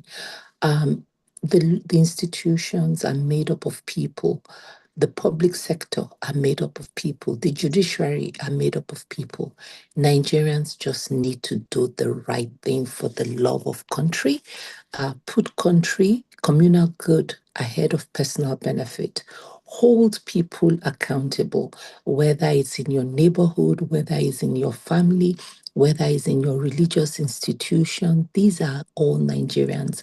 We live with them on a daily basis. Those that have held this country hostage, we have the power to hold them accountable. They live near us. They worship with us. They are in our midst. We have to do the right thing. We keep deflecting and pointing fingers and to other people, but it has to start with us doing the right thing. So this is my own recommendation, and this remains my appeal. Let's support each other in doing the right thing holding people accountable. Voting is one thing, but also your civic engagement and participation is beyond voting. It is going to your local government office to look at the plans. I think last week we had an event with budget, and we used Lagos Island as a test case to look at the budget. We need to start planning these community activities. What is happening in your own local government? Is it under the mango tree that you meet with community leaders, with whether labor unions, to really critically look at the development in your own local government? Let's all start to do something. That public school that is in your neighborhood that does not have a roof, who are we going to hold accountable for that? That healthcare or that health clinic that has no supply, that women, men, children go in and die because there is nothing to help them. Who do we hold accountable? Let's start with what we have the power to do in our neighborhood, in our communities. Thank you. Over to you, Mr. President. Let me thank everyone so much for the very warm and candid.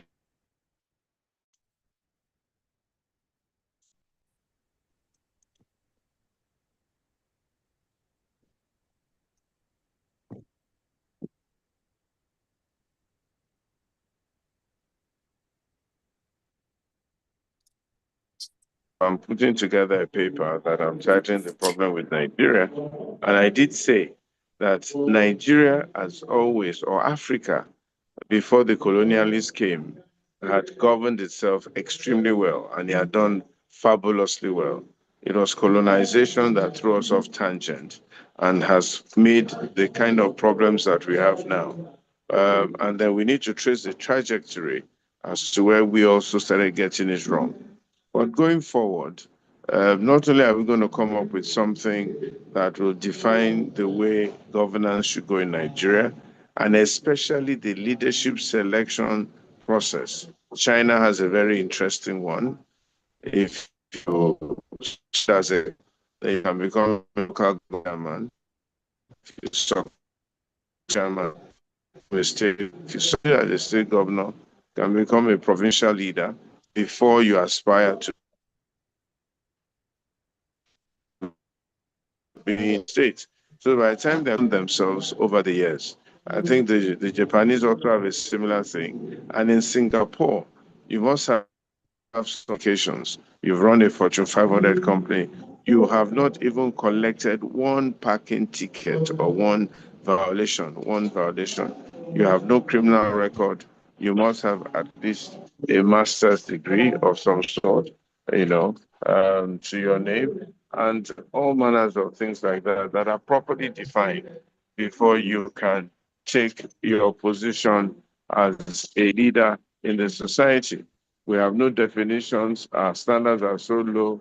You can even be a school start holder. Now they're passing a law that even if your certificate is forged, it doesn't matter. You can get on. You can still go on to become whatever it is. These are the problems with Nigeria. Our leadership selection process is faulty, and our politics is not doing right. But we'll get it right. But as I was studying Urdu just now, it's not just a question of getting it right. It's also a question of ensuring that we must find a way of implementing whatever we decide on, because our present leaders will not implement it. They're not going to implement it because it's not going to be in their favor. So we must also begin to think of how we're going to make sure that whatever we come up with, we're able to implement. I think we're on the right trajectory. I think we're on the right track. I think if we keep at it and we keep discussing, some people are saying too much talk, but talk is the only way that you can get yourself out of this situation. One day, we will find results fast. Talk. Thank you for the moderators. Thank you for the coordinators. Thank you for the back office. Thank you for being great Nigerians. And Nigeria will be great again. I'm committed to your success. I'm committed to the success of Nigeria. I'm committed to the well-being of the African and the emancipation of the African continent and the African himself. God bless you. Have a wonderful weekend, and see you same time next week in Jesus' name. Amen.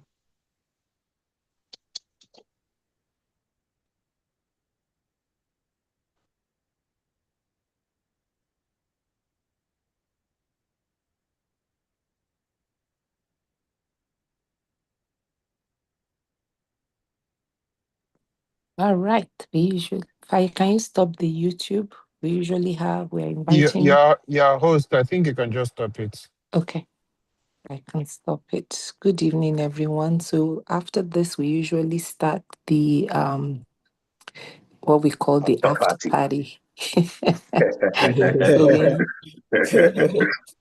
a lot of wonderful ideas have come out of the after party. Trafrica Youth Movement came out from the after party. The Matriarch Circle also came out from the after party. And so these are initiatives on the Trafrica Empowerment Foundation. The Coalition for Participatory Governance also came out from the after party. So this is where we brainstorm, we share ideas, and we build a network. The only thing missing is jollof rice and champagne. Yes, well, wonderful, Jumoke. You know, So I like the way you reminded us of what has come out of the after party, and I think it should be documented. it So is. You trust yes, me. yes. Okay, right. I know you.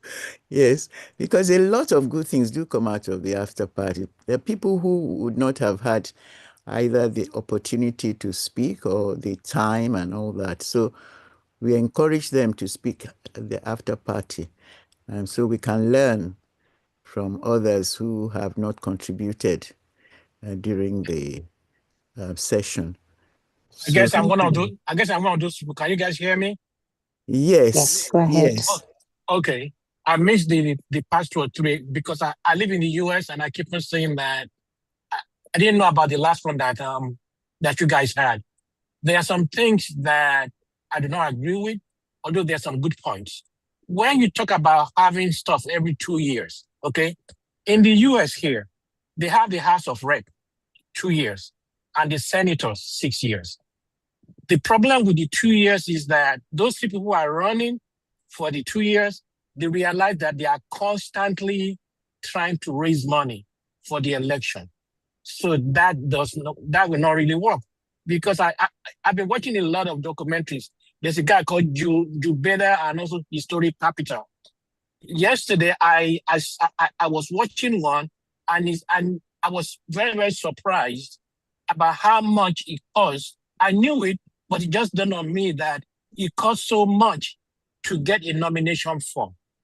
It's too expensive. How are they going to get that money? It's almost impossible to do that because when you do democracy, it's for the people and for everybody. Although the pastor was talking about people getting a master's degree and all that stuff is not necessary. Okay, there are people who are in the Congress in the U.S. Some of them do not even have a degree. All what you need is commitment, honesty, and common sense. Okay, I'm not saying that we should not have people who are qualified, who have done well, but having to be a millionaire, run a Fortune 500 company, no, that's like an elitist group. We have people who are governors in Nigeria that not even go to college. They will not even tell us where they went. They were. But one thing that we have to realize that we have not talked about is that we have too many states in Nigeria. Too many states. We should go back to the region, okay? We're gonna have 6 regions and make them to be independent to an extent. Because we have had our independence now for almost 60 something years. Do you know, I tell my friends that you know how good your country is if you do not have too many people in the diaspora. I've not been able to find someone from Singapore that are in the US. They don't want to stay here. They want to go home. And I tell you, there's no place like home. there is no place like home. We love Nigeria. Although we might criticize Nigeria, it doesn't mean that we don't care about Nigeria. We do love Nigeria. It's like when I talk to people and they ask me, where are you from? I say, I'm from Nigeria. You know what they're thinking about? They're thinking about the insecurity. They're thinking about the corruption. They're thinking about so many things. There was one guy, I was trying to bring a business to Nigeria, and the guy said, no, I cannot come to Nigeria. This guy's a billionaire. I happen to know him. And he showed me. And I said, no, this is crazy. This doesn't make any sense. Although someone said that there are laws in Nigeria, but we don't follow the law. Okay? There's the people who are our so-called leaders, they're supposed to declare their assets. They don't do that. We have no idea how much they have. We just don't know. You have the EFCC, they go after people, and what happens to them? Nothing happens to them. Someone mentioned that in China, they execute people. Do you know that the late Abu Jaleh, about secret additional, he said that if they tell people that you are caught stealing, corruption, they will kill you. He said that corruption will stop right away. This stuff will not stop in Nigeria. We have normalized corruption. It's a shame. It is a shame. I'm not criticizing Nigeria, but we could do better than this. And I applaud the people who come here every week to discuss these things. You guys are the true Nigerians. You guys are the true Nigerians, and I applaud you. So let me keep quiet. Thank you. Thank you. That was very good. So what do you advise? What you see? You see? I found out that when I was watching one of these documentaries yesterday, the APC has enough people to amend the constitution. There are like 31 out of 36 states that is APC. They could amend the constitution. They could do it, but they don't want to do it because there is so much money for them. Number one, we have no idea how much our legislators make. I call them legislators. In any country, we have the internet now, where they can have a website where they can tell us how much they make and what they have done. The other mistake is that they give them constituency allowance. We don't even know how much they give them. We don't even know what they do with the money. I saw a videotape of what's his name, Dino Melaye. He was showing off how many cars he has, and I had to send that to one of my American friends. And the guy said, "Is this a car dealership?" I said, "No." I said, "This guy's supposed to be a senator." She said, "What does he do? What industry does he have? How many people has he employed?" I said, "Nobody, none." You cannot do that in a civil society. These guys are so blatant.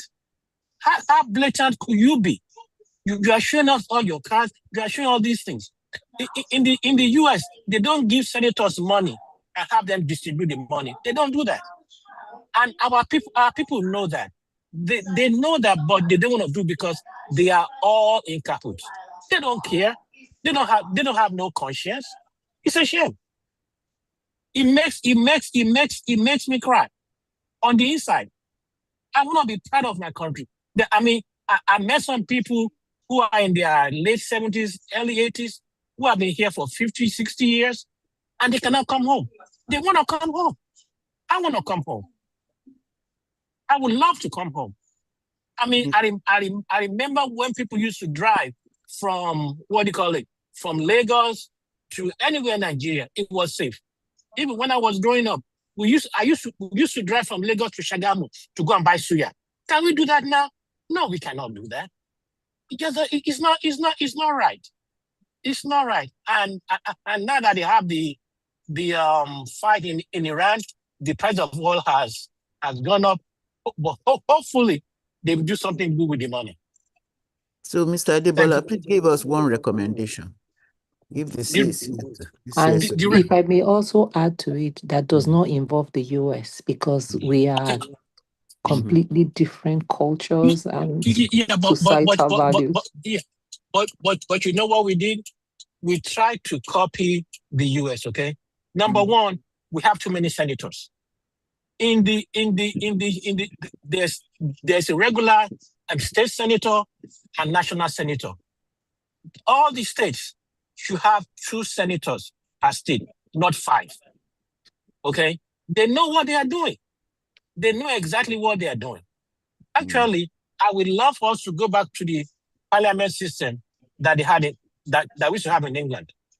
So the first recommendation that I would like is to reduce the number of senators from 5 or 3 or whatever they have to 2. And each senator must be voted by the whole state, not a section. And you remember this Senator Shehu Sani, when he was talking about how much you were making and all that stuff, those senators, they wanted to fight him because he was trying to reveal how much money they were making.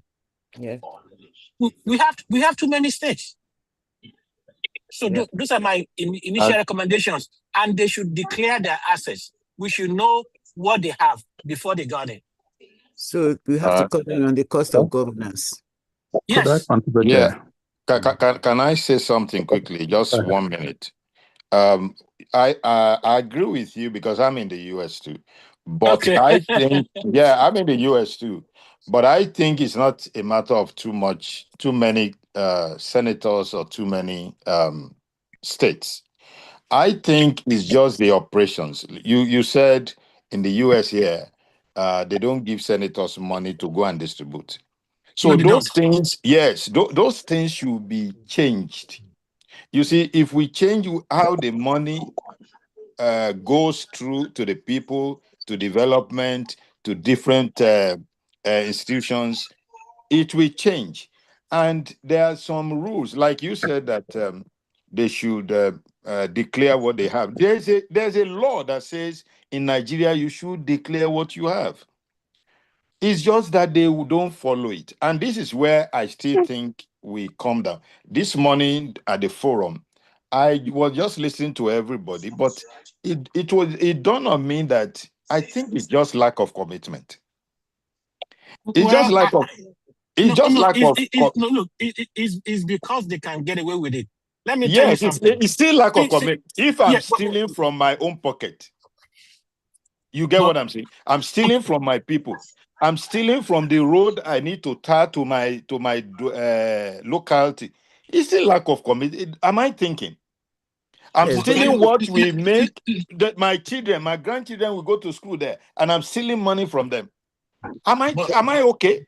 But if you can get away with it, thank you. So the consequences also must go with it. Thank you. Okay. Thank you. Since you live in the US too, okay, are you telling me that a senator or a House of Rep person will steal money and they will still run for an office? Let me tell you here, even if you get away with it, they will catch up with you because there will be a law. That's what I'm saying. It's still lack of commitment of those who will arrest him. It's lack of commitment of the judges. It's lack of commitment of those people who put him in prison. Ibori was jailed and he was buying gas. He was changing the generator of the prison that he was housed. Some people don't even know whether he was in the prison. They wanted to move him from, I think it was Kano or Kaduna, to another place. The prisoners there were revolting that they should not remove him because he gives the warden, he gives people every weekend, he gives them a weekend allowance. So nobody wants him to be removed from a prison. He is in prison. Well, let me ask you this too. When it comes to the senators, two senators per state makes sense for the national level. Okay. What's the criteria of that sense? Now, I'm saying that the senators is just the operation, is the way we do it.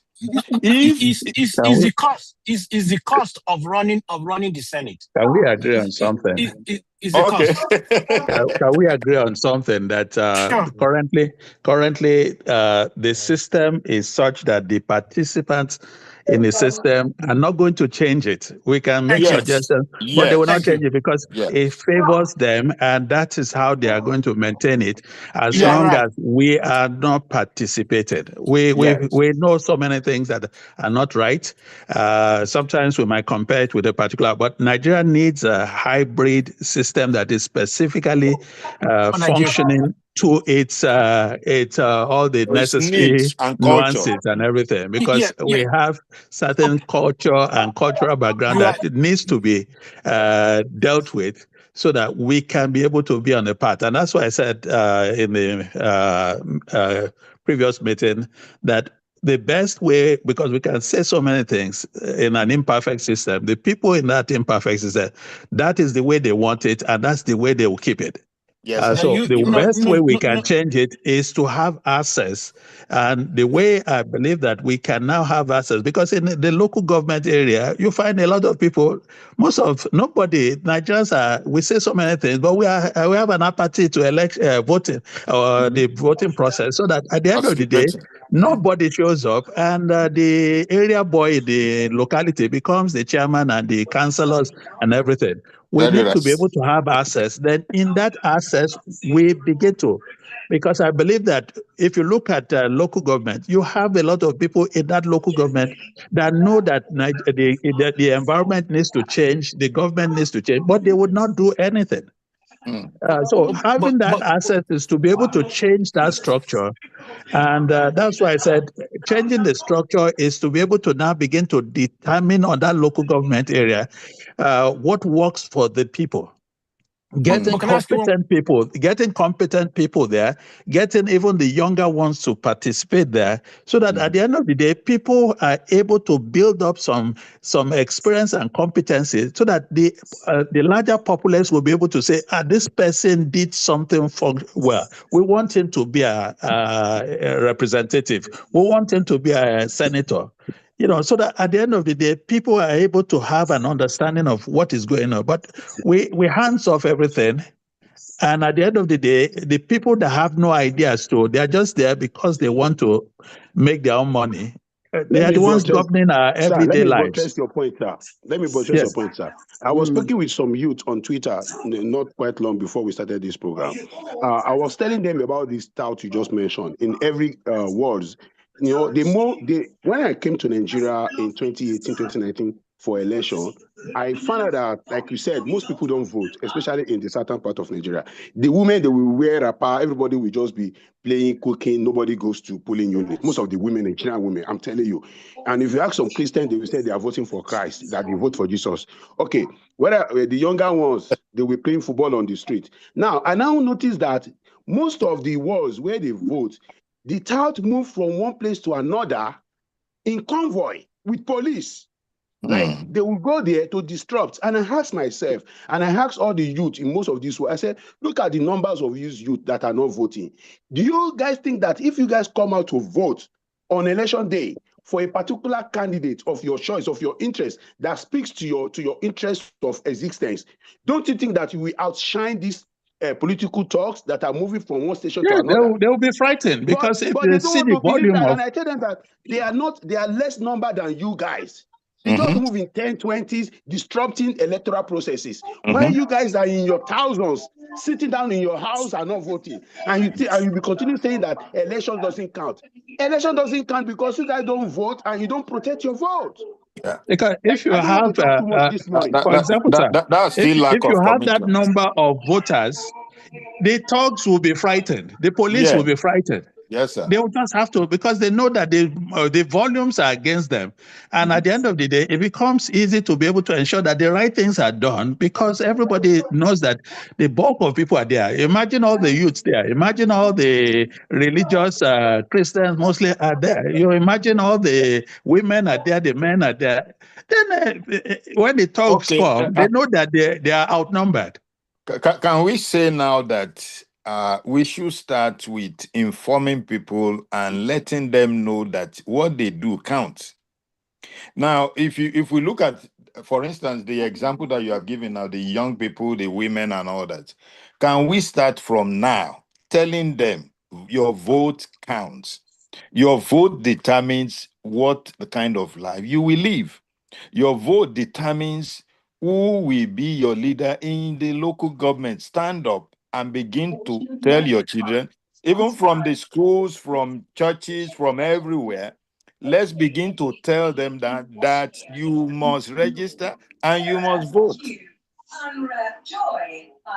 that is a fact. We can do that, but Could I add something here, sir? The first time I voted as a Nigerian and as a youth then, or someone in a younger age, Yes, sir. was when the campaign between Abiola and Tofa. No. Okay. No. And my urge to vote was based on the debates that they had. They both sat down together on the TV, and one person said something and the other one said something, and I was motivated to vote. And I think that the outcome of that election overwhelmed the people, because the number of people that showed up, they were not overwhelmed expecting any ability to. But at the end of the day, at the back end, they tried to change all this. But people were able to make their point. A lot of people came out to vote. Yes, sir. Yes, sir. And I believe that can still be done, and be able to ensure that not only you vote, you ensure that we enforce our votes. And everyone that is trying to distort our vote, they become cautious, because they begin to be afraid that they do not want to stir up something that they cannot control. Okay. Can I, Pastor Olagunju has had his hand up for a while. Can we allow him speak, please? Go ahead, sir. One is unmuted.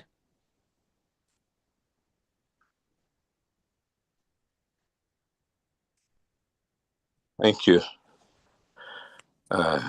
Thank you, my sister. I'm very grateful. It's a very interesting conversation we are having, and I wasn't sure I'll be able to talk, so I just put in our group chat the paper I wrote today, touching on what we're discussing, so you have time to read that. But essentially, I think the person who spoke last or before him touched on what we have to do as a group: education. Because there's a proverb, this I think is Igbo, is that if you don't know where the rain started beating you, you won't know where you started drying yourself. There's many things have been said, and we need to kind of join them together. Somebody talked about the system. Somebody talked about they know what they are doing and all that. I think it's very important for us to, know what our group probably we are called to do. And I repeat, it's education. Our leader said we have to talk. That's very important, because through talk, we educate ourselves. But my concern is, what is the education that we are giving ourselves? Because if we don't know the education that we need, we may be talking around it and not hitting the nail on the head. My position is that, that's what we just shared on the platform, is that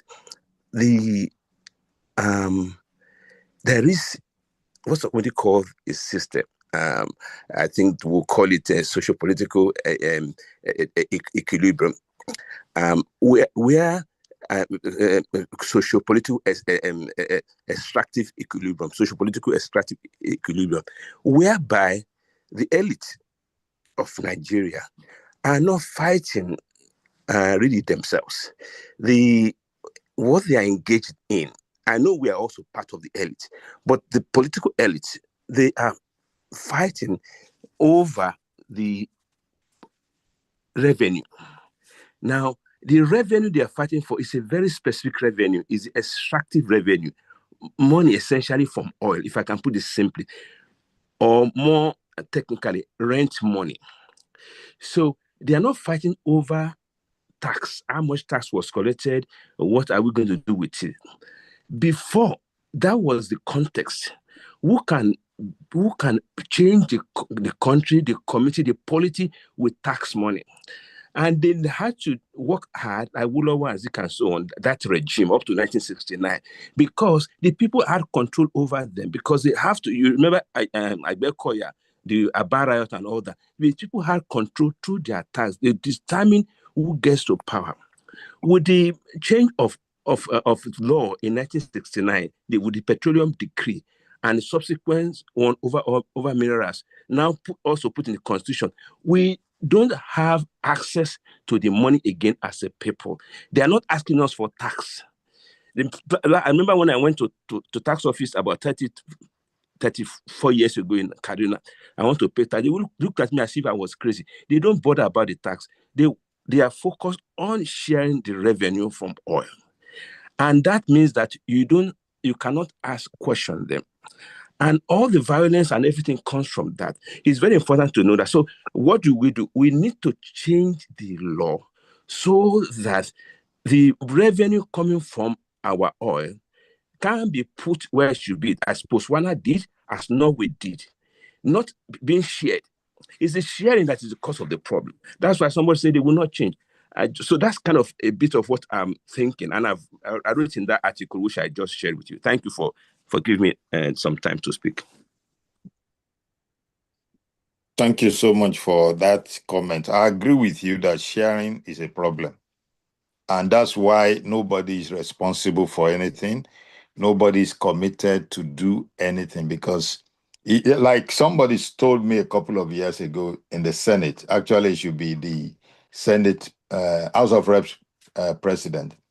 He said to me that I asked him, I said, what are you doing? You're a young man and you have the power to change things.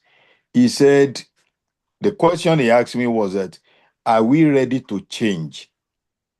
Because if you are in that house and they keep on giving you money, though you don't even know what to do with the money, you have clothes already, they give you money for clothes.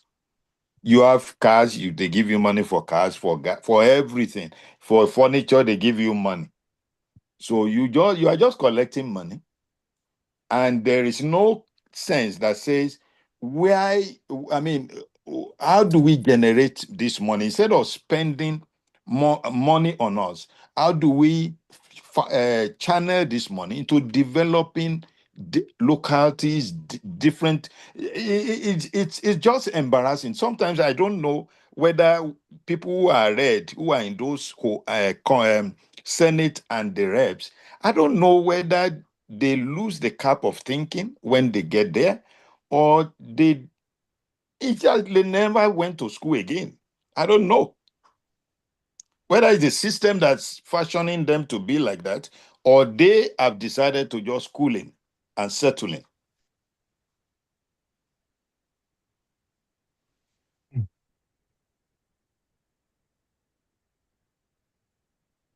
Hello, good afternoon, everyone. Good afternoon. Yeah, this is Henry. Is Pastor Kent still there? Yes, I'm here. Yeah, we had the discussion in church the last, but we couldn't complete the conversation. So maybe we'll continue here. So Have you filled in on what you're doing with TYM? No, we didn't have the time to. You need to, so that he can help with the Canadian Okay, I'll do that. Yeah, so when we talk of the problem of Nigeria, it's like we are always sounding like broken record, just repeating ourselves, and every year, every 4 years, these guys just take advantage of us. It's so clear. So what I've decided to do is, just like Pastor Ken said, instead of complaining, we should participate. We should try and organize ourselves together. And I just sat down and I just did a little bit of needs assessment. What are the requirements? What do we need to get these people behind us to a large extent? And then we looked at the poverty level in Nigeria. That is a critical factor that is causing this problem, because you can't have 150 million people that are living on less than $2 a day and you're going to expect anything growth or progress. It's not going to happen, because the sheer number of that ignorance and hopelessness is what these people are just feeding on. They know that you cannot help yourself, so they can manipulate the system. So what do? We need to make sure that that number, we increase it. There is no English that we are going to speak. If 78% of your people, the statistics said 68% of people are living on less than $2 a day, 68% of a population. That is close to 140 million people. You know, so when you now look at household income in Nigeria of people that are earning more than 1 million naira every month, those ones came to 10%. Sorry, those ones, yes, close to 10%, which is 21 million people in Nigeria are living on more than 1 million naira a day. That's even the considered probably rich people. The middle class is 22% as we speak today. That is 26 million people.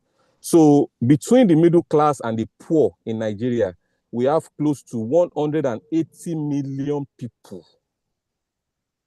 And that is the critical mass that can sweep this change that we need. And I've been able to do a simple statistics, even with the youth movement that I'm trying to organize at Traffican Empowerment. You know, we need to have minimum, we have to keep in mind that if we're going to disrupt this system, there are 8,000 people that elect them, that choose leaders in Nigeria. 8,000, close to 8,600 wards. Those are the things that those are the places that leaders are chosen in Nigeria. Those wards, we have to also be part of that system. Those 8,000 wards. And when we look at even our voting, the number of people that vote in Nigeria is between 20 and 30 million people that vote. So we have to consider having a minimum of probably raising between 4 and 5 million people that will be part of that system to change. I'm a numbers person. I don't just theory. Let's see what we need and put it in number. If we don't get close to 5 million people that can disrupt the political ecosystem in Nigeria, we will just be coming here every week and nothing is going to change. And it's so funny how time flies. 5 years is gone. Look at when Buhari, I could remember when I was even shouting in the church that this guy has not improved himself in any way, any shape or form. They will call Federal Executive Council meeting. Buhari will not attend. Jonathan even said to a point that he even sent aircraft at the point that, okay, this man that is even trying to lead Nigeria, come and listen to the problem of Nigeria. Let's solve, because they are at the Council of State meeting, the former president will be there. This guy doesn't go into any bilateral meeting with any international organization. He just locked himself in Daura and just kept, and every 4 years he will come out, he wants to leave Nigeria. And see where we have found ourselves. So if we are going to disrupt that ecosystem, we have to make sure that we first increase the number of that ignorance and redundancy of the increase the middle class. That is very key. Without the middle, we talk of America, we talk of Canada. It is because they have clear majority middle class. You can't mess up with that demography. Those are the things that are holding the Donald Trump, the Kanye, and whatsoever that we have in this society. If we have that critical mass at the middle, it will serve as a check. But if it is still the same, the poor and miserable class that are in the majority in Nigeria, we're not going to get anywhere. So we have to be looking at the number. That is number one. Number two, and it's still more or less talking about data. I don't know why we cannot prioritize sensors.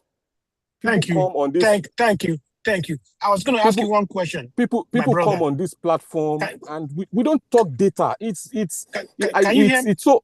I need to ask you something, because what is the population of Nigeria? Are you asking me? Yes, I'm asking you. Well, it's I think from the World Bank and United Nations is 220 million people now. That's not true. That's not possible. Go to Google Earth.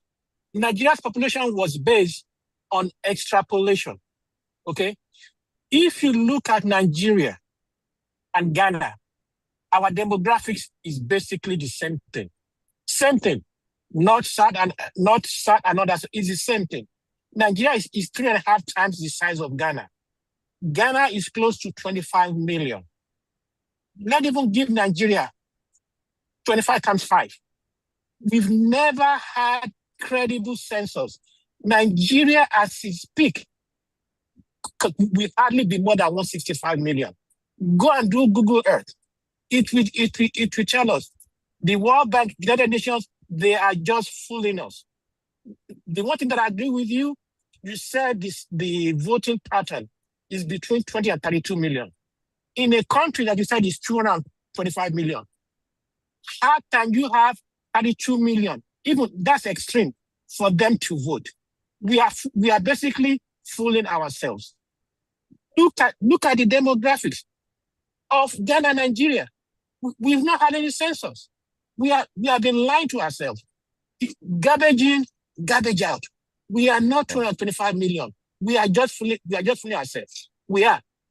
Till we accept that fact, we are still always going to be wrong.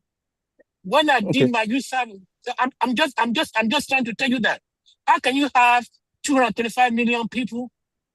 I have the age bracket, and when they have an election, you hardly get up to 32 million. The state with the most population in Nigeria is Lagos. Lagos is the most populated. When they had Kano, they divided it into 2.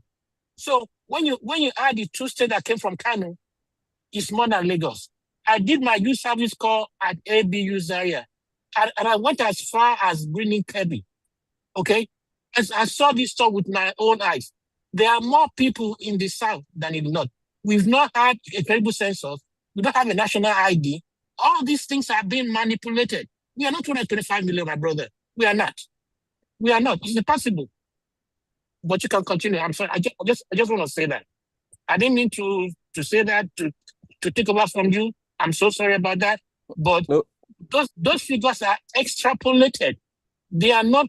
They had a census and they had to throw it away one time. We had census. All right. And when the British left, they basically gave North more people than the South. They knew what they were doing. They knew exactly what they were doing. They wanted the North to be in charge. That's what they tried to do. I'm sorry. These are the narratives that continue to divide us, and it's not dividing us. Till we face the facts. Till we face the facts. I think it's still assumption. That's just my own thing. It's still assumption. Going around this thing. It's not going to divide us. No, it has been, and it continues to. We need credible to perpetuate that narrative, and this is exactly Mr. what the Adebola, politicians let's Mr. Adebola, cool it down. Mr.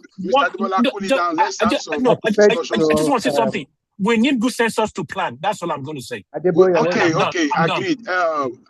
Sister Jumoke, say because I want to say something too. I want you to finish your thought. I want to call Larry. You know, the truth of the matter is, actually we supposedly elites that should know a bit more, we continue to really peddle the narrative of what the British has done, and then we continue to feel the suspicion. I'm buying this for 700. Divide us more, and it's really very tiring. I will make it 5-5. Let's come back to the center. When politicians are dividing money and trying to fight for power, North and South doesn't come in. They become brothers. It is we, the people, that continue to allow this to be what we hold on to. And maybe because I see our youths, I see how how united they are. So I have no tolerance for this language because I see the children from the north, the south, the east working together as brothers and sisters, as one body. So when I hear the adults say it, it stirs up something in me that I cannot help myself. So that's my own pain. And also someone from multi cultures in Nigeria and from all parts of Nigeria. I have grandparents from the southeast, from the south, I'm just one of those blessed Nigerians. So we need to really change our mindset and figure out we are here. Someone was talking about 52 states in America and how they still work together as one United Nation or one state. When do we turn our brains around to start saying, regardless of how we were put together, this is what we have now? How do we make it work? How do we make it work? Not all these continued divisive statements that we keep peddling. That's my own pain. And I want to ask Mr. Larry, his hand has been up. I think your hand must be aching you by now. So sorry. Please go ahead, sir. And over to you, Henry. When I'm done, you can please moderate.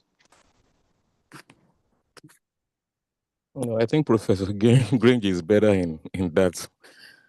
So I'll just yield the floor to her. They are allowing the youth have the power. Mr. Larry, please go ahead. I don't know if he left. He had his hand up for a long time. Please go ahead, sir. Mr. Larry Rotimi. Or is it Okay, Miss? thank you. I had some challenge on muting. Can you hear me now? Yes, we can. Can you hear me now? Yes, we can. We can hear you. All right. Good evening, everybody. Well, it's great joining this great platform. And I think last week was the first time I joined, and I was happy with proceedings. And today I joined again, and it's general discussion. And the focus by Pastor Utua is let us focus on implementation. And all the discussions, particularly in this after talk, is focusing on implementation. And we have a lot to gain by reprocessing all that we have done to say, look, how do we move away from focus on problems and blame and shift to focus on solutions and opportunities? And if we are going to do that, then we are going to have to tackle implementation challenge. So if we spend all of our energies focused on tackling implementation challenge, then we are going to achieve a lot of results. Now, we have to engage government, but government is deaf, dumb, blind. But even with that, they listen to what the majority of the public want. That means that they are influenced by where the majority opinion is. And that is where the media is very important in the work of this platform. There's need to carry the media along. It's going to cost some money because they don't work for free in Nigeria. But we need to raise that. We need to recognize that as we are working on these solutions, we are going to need to mobilize funding from internal and external resources. And as we focus on these solutions, I believe we'll get somewhere. Thank you very much.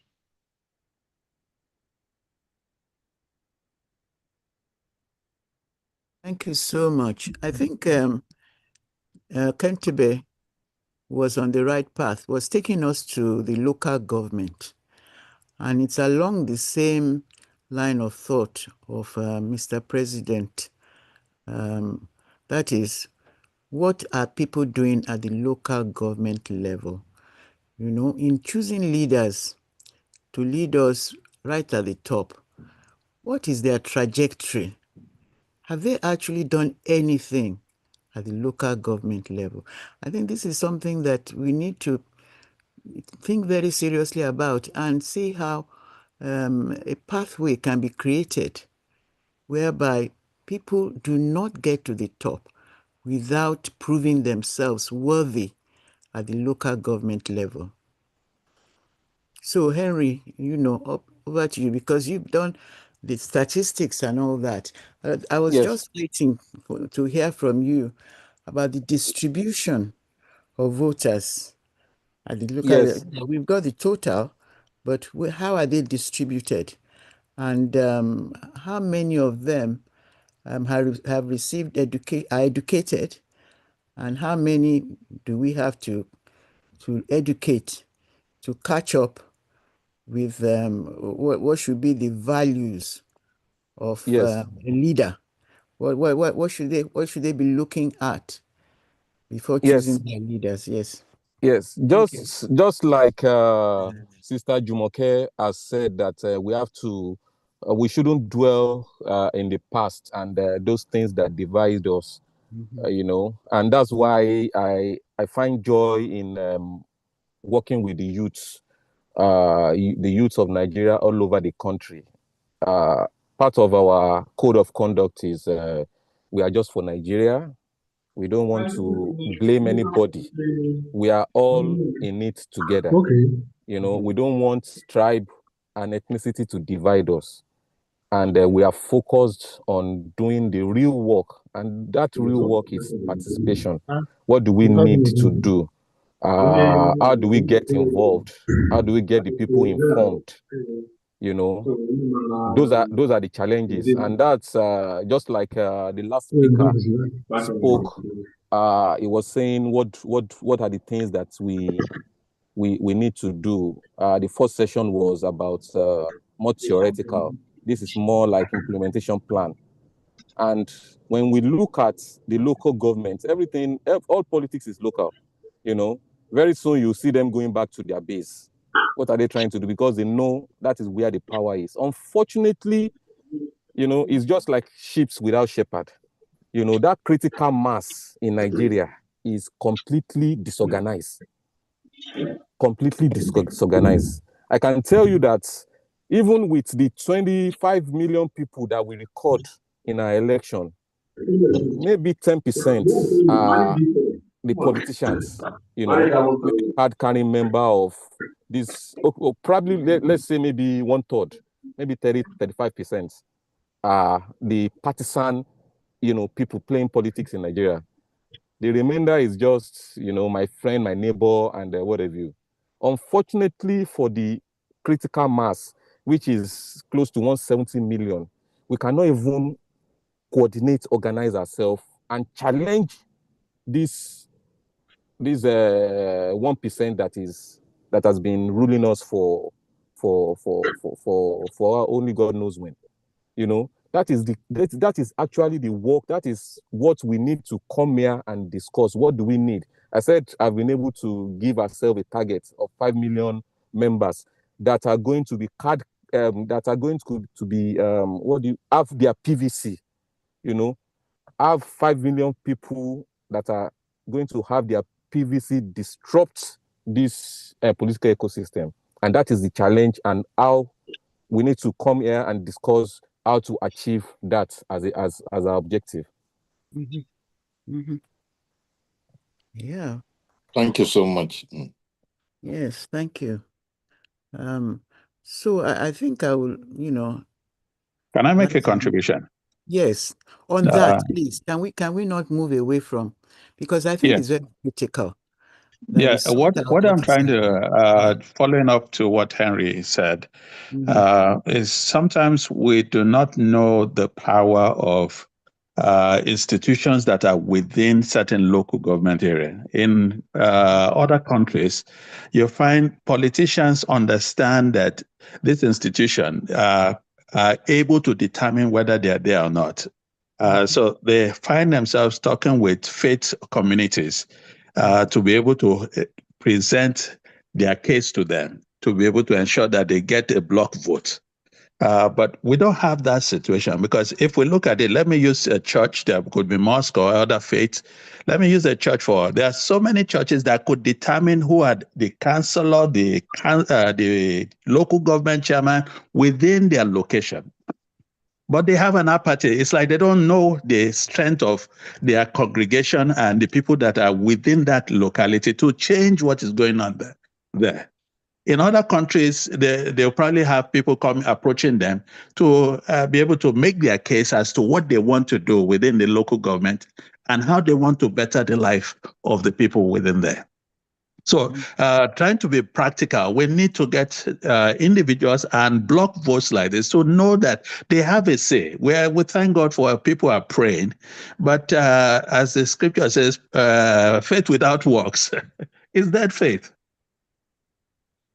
It's time we begin to educate such institutions that you cannot hands off and say, well, we're not part of it. That's why we are getting, as someone put in the chat, we're not having our best 11 in the game. We're having our worst 11.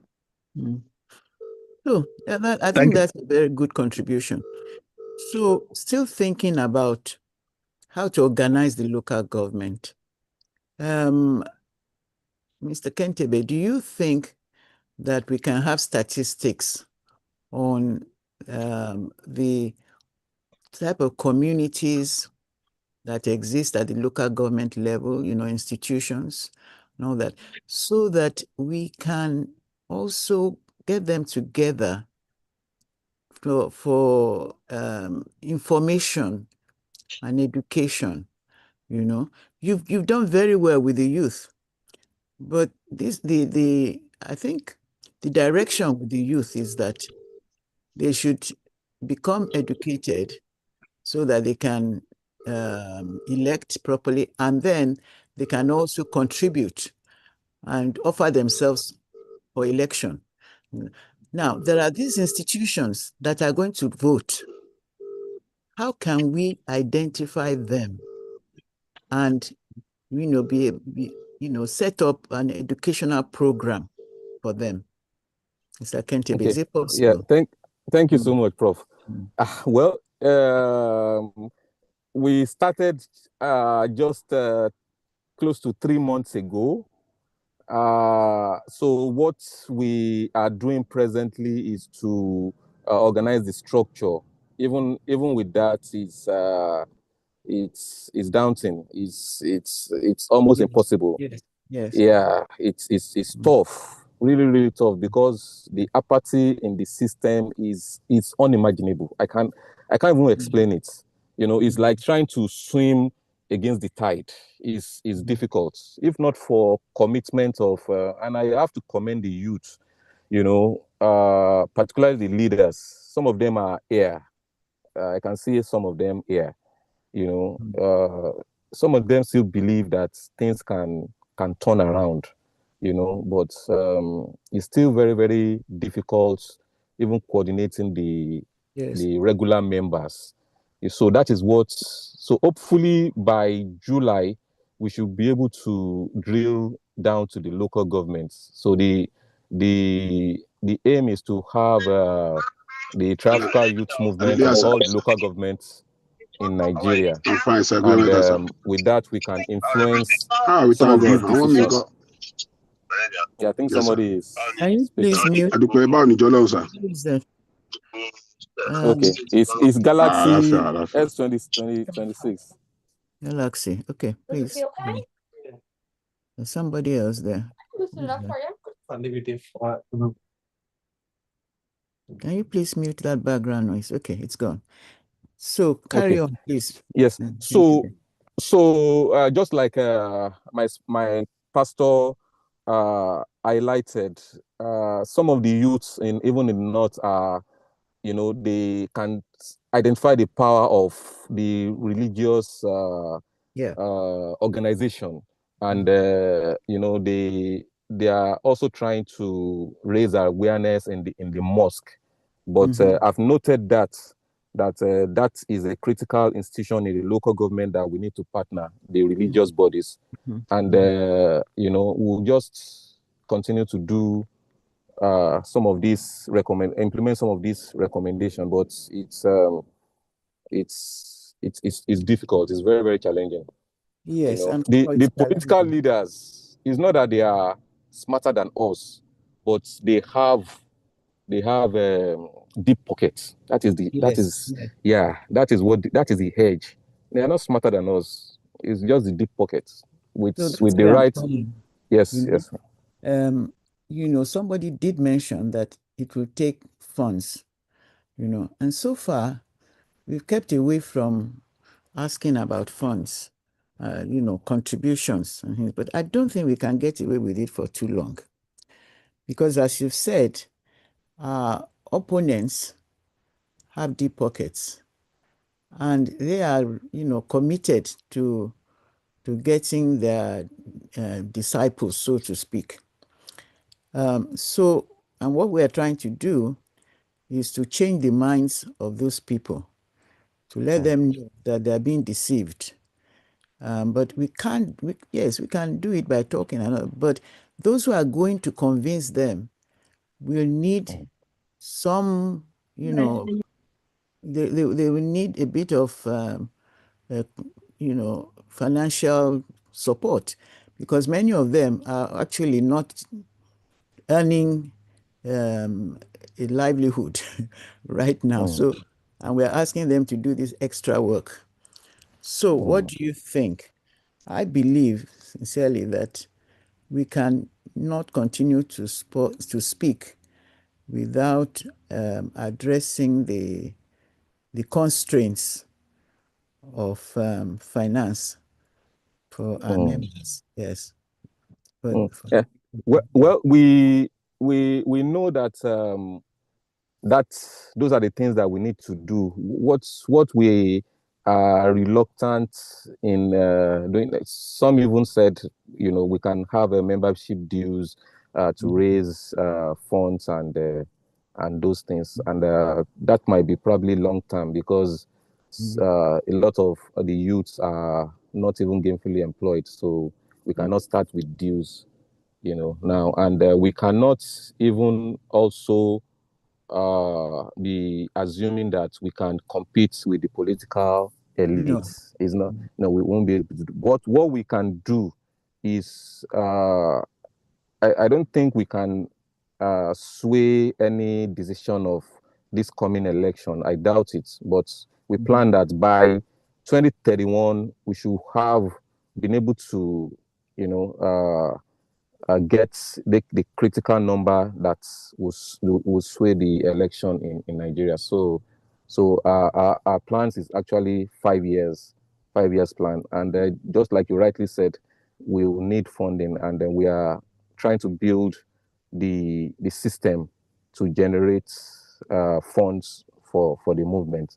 So we have identified targeting grants, having patrons that can help the movement, having identifying donors within the state, those that will support with mentorship and even public policy consulting.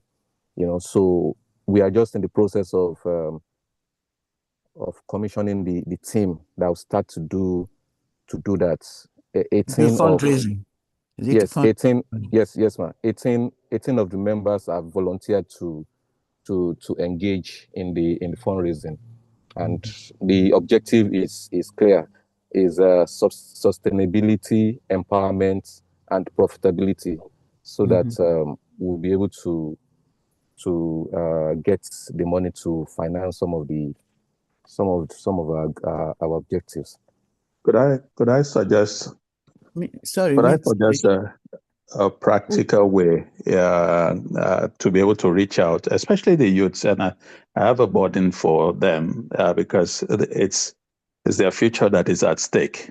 Right now, our young ones feel that they have nothing to do with it. All they're looking for is how to jackpot, how they are going to jackpot and all that. But I believe that instead of, there's no how we can compete with the politicians in terms of resources, but we have to be smart. And I believe the same way as we are meeting right now, where people from all over the world can get, we can reach out to various universities, colleges, by selecting them one by one. enough social media publicity that this is a communication or meeting of University of Obafemi Awolowo University. If you are interested in ensuring that your future is guaranteed, a lot of them cannot marry because they don't have the resources to even feed themselves. A lot of them, I recently looked at a program that a guy is on the streets, and he said he started selling bread on the street when he was in his 25, and he's still selling that bread on the street in his 45, and he's still on the streets.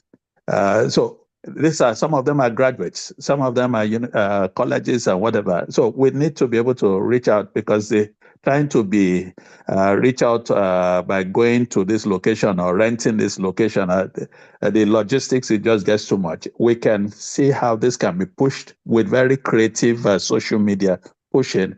And instead of making it general, make it specific. If you are in this university, this is what, and they can easily, even if they are connected for 15 minutes and they hear something about their future, how their future, they must participate in their future.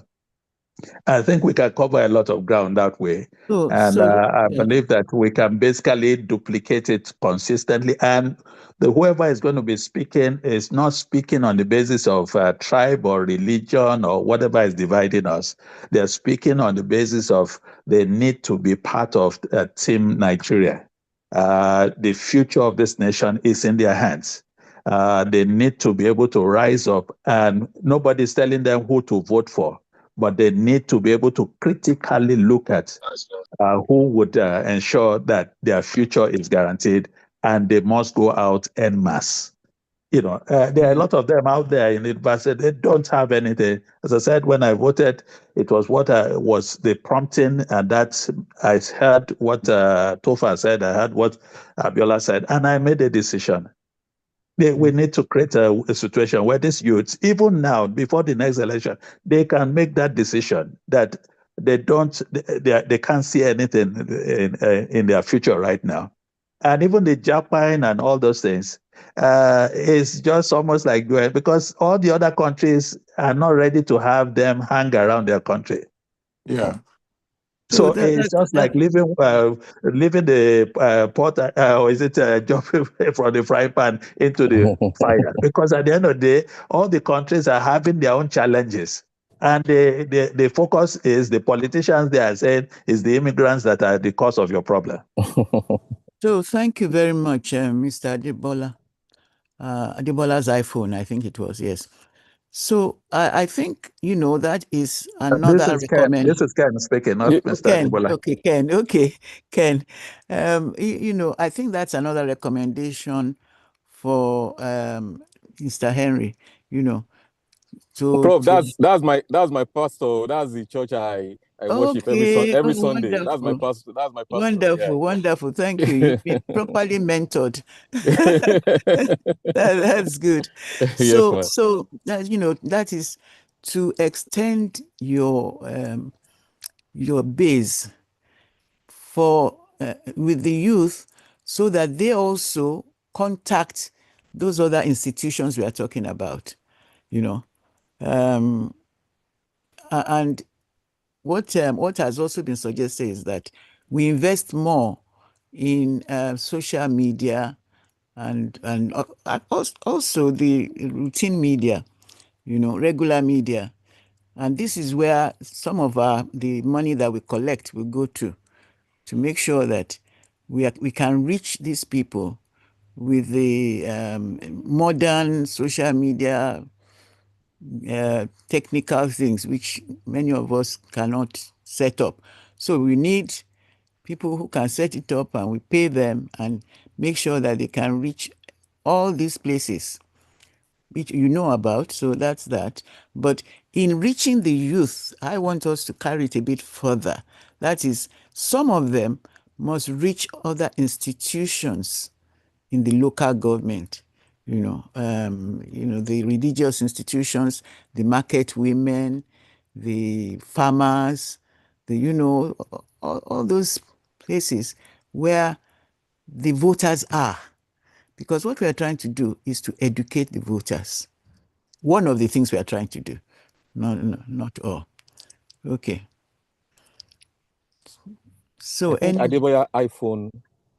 Yes, it's me. Yes, Adebola iPhone. Yes. Yeah, it's me again. One thing that I really like for us to really do is the concept of our state of origin. You were saying that in the US or maybe Canada, there's not that much problem because they get along. What happens is that in the US, let's say your mom is from Illinois, your dad is from New York, and you happen to be born in California. Your state of origin is going to be California. It's like if we can do the same thing in Nigeria and basically Africa, we will not have these tribal problems. Like someone whose parents are from, let's say, Enugu, and the mom is from Abeokuta, and the person is born in Lagos. To me, that person should be a Lagosian. But when it comes to voting, they always tell people that if you are going to take where your dad is from or whatever. So that's part of our problem too. The other thing is that what they are doing is very, very good. But when you look at some of these people that maybe you guys have seen this on video, when the politicians are giving people bread, they are giving people money, they are buying their votes. It's almost impossible to fight them without having a solid, committed, and also some form of financial base. So we have to face facts that you are fighting against these people. You are giving them money. You are basically buying their vote, and it's against the law to buy the vote. But what happens? Nothing happens. Nothing happens. We see that on the video, unless those videos are fake videos. I'm sure all of us who are right here, we've seen those videos. Yes, I mean, we have. What they're doing is very, very, very good. But you have some of these pastors or whatever, they are taking money from the politicians. I call them politicians. They are taking money from them. They are buying their vote. They are telling them so many things. I mean, you see, the people on this platform, we all have, I would say, almost everybody has a very, very good heart, and they want the best for the country. We all do. But the people who are basically in power, they don't care. They don't care. Just 1 second. It's like Obama. Obama's parents, Obama was born in Hawaii, but when he ran for the Senate, in Illinois. But can we do that? Can we do that in Nigeria? Although the law allows us to do that, but we don't do that. Till we face those facts, till we detribalize, till we remove the concept of tribes from ourselves, it will not help us. Okay. So I want to say something, and the reason I want to say something is because we have a lot of our youths on the platform. Yes. And I want them to be energized. I want them to be encouraged. And I want us to be more solution focused. I want us to talk about how we can support them to take their rightful place, not as leaders of tomorrow, but as of today. I also want us to take responsibility for our own actions as citizens, own our own contribution to the rot in the society. We keep talking about these leaders as though they are aliens, they are not Nigerians from amongst us. We keep talking about these so-called leaders. We are now so powerless that these people that come from our families, that come from our churches and our mosques and our neighborhoods have now become they are larger than life. And we don't talk about what we, the people, our responsibility. So I want us to take the youth and begin to encourage them that this is achievable. That defeatist attitude that the leaders, it's not going to work because we, the people, have the right and we have the power. We don't have the will and we don't have the discipline. That is where we are not owning this. I live in the US and I've lived in the US for 45 years. I love Nigeria and my home is Nigeria. There are a lot, and I work with government. I have worked in the public sector for many years. I know the rot that is in there, but it is the people that make the institutions work. It is the people that make the system work. It is the people that stop bad practices, the people, the citizens. I want us to focus on how we can encourage this youth. When I hear how do we mentor them, how do we support them and make sure they have the resources, the backing to be able to step out and take their rightful places. That is what we, especially those of us baby boomers, those of us in our 60s and maybe 70s. And I always say this all the time. I always say this all the time, that Mommy Grange, Auntie Yemisi, Auntie Fumi, Mommy Bola, they are in their 80s and they are still doing this, and that's where I get my own strength. I get my own encouragement from, because they are role models.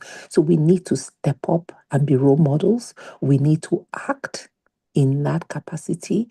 The youths need to see us walking the walk and talking the talk, not just talking. They need to see us put our hands to the plow and work for Nigeria. Nobody, there's no savior from anywhere that is going to come and save us. We, the people, have to save ourselves. We talk about the diaspora. A lot of us, Nigeria, I can't go to Nigeria. I live in California. I can't even cut somebody off because I don't know if they're going to bring out a gun and shoot me. I can't even, there are so many things I can't do. I go into the grocery store and I'm constantly watching myself because I don't know which madman is going to bring a gun out, or even on the trains when I'm going to work. These are real issues that happen all over the world. Security is an issue in Nigeria, yes, but it is the same issue all over the place. But it is we, the people, it is the soldiers, it is those in the military that sell out to the bandits. It is the community leaders that have let the bandits run wild. We, the people, and I don't hear us talk about we, the people, and our responsibilities. We keep deflecting to these leaders or rulers that are never going to change, because the devil is never going to change. That's his mission. So what do we do?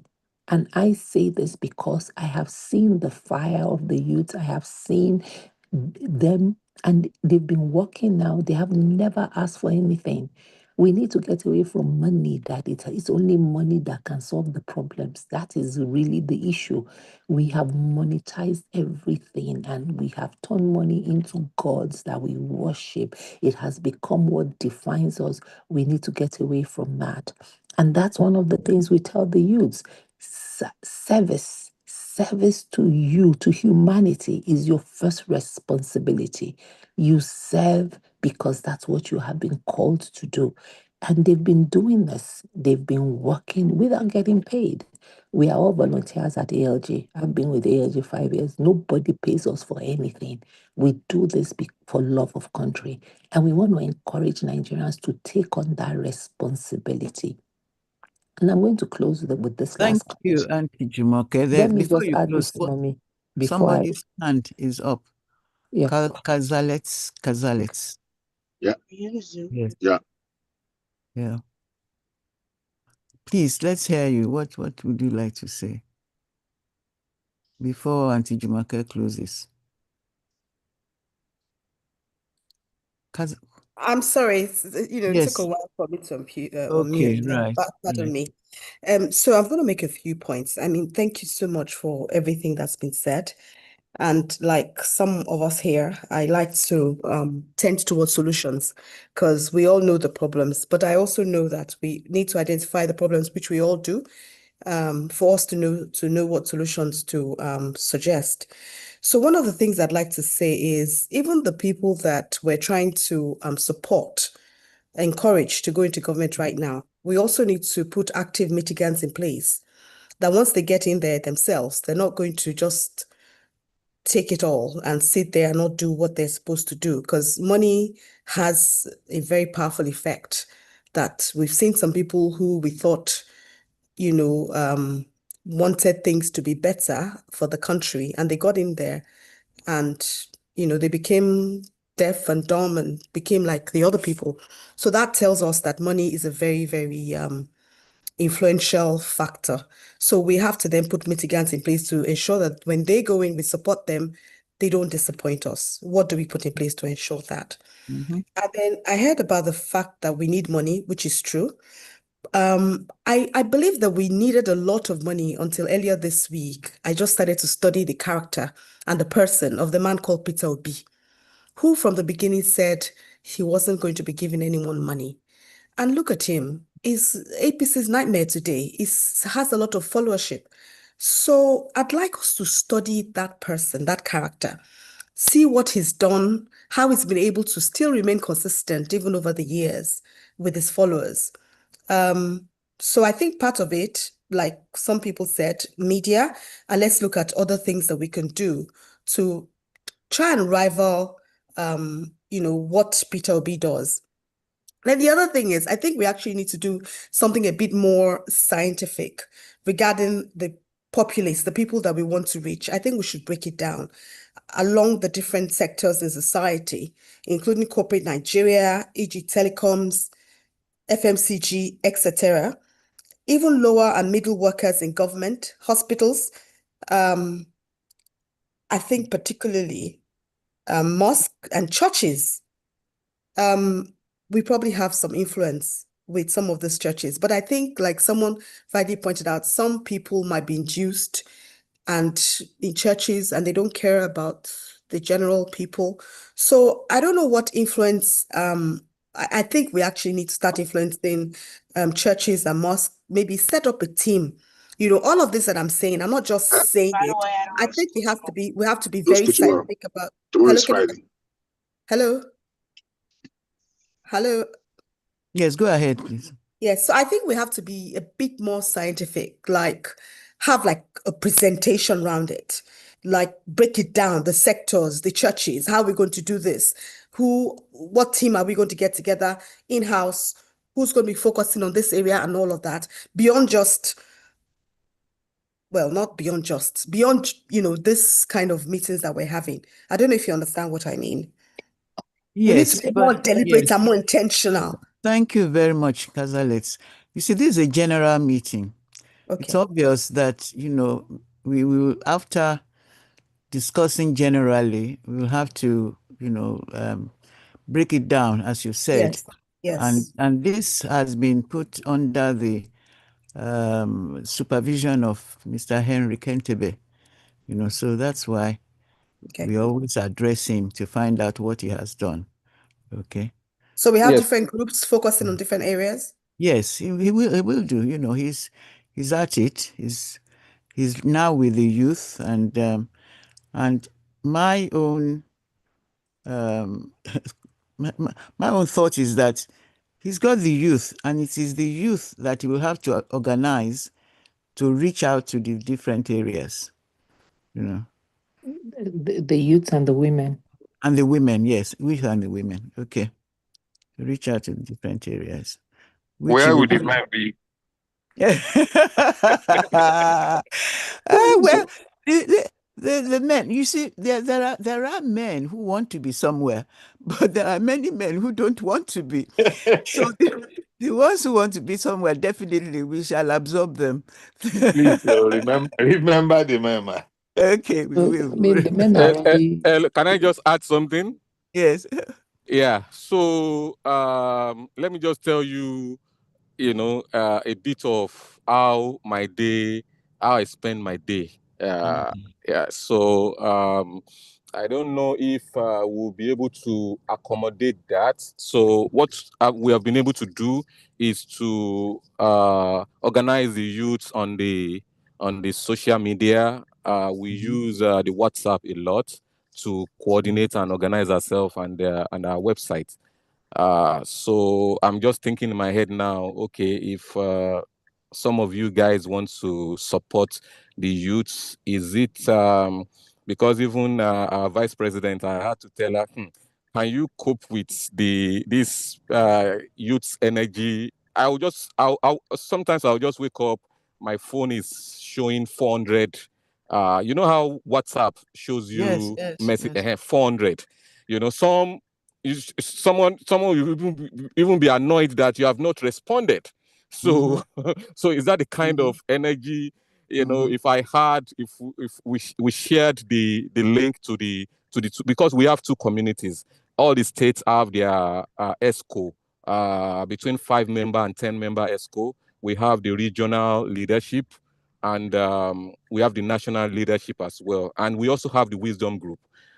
So we've not created the wisdom group yet, because we just want to see how far we can go by ourselves, before seeking for assistance from people. So that's just where we are now. Okay.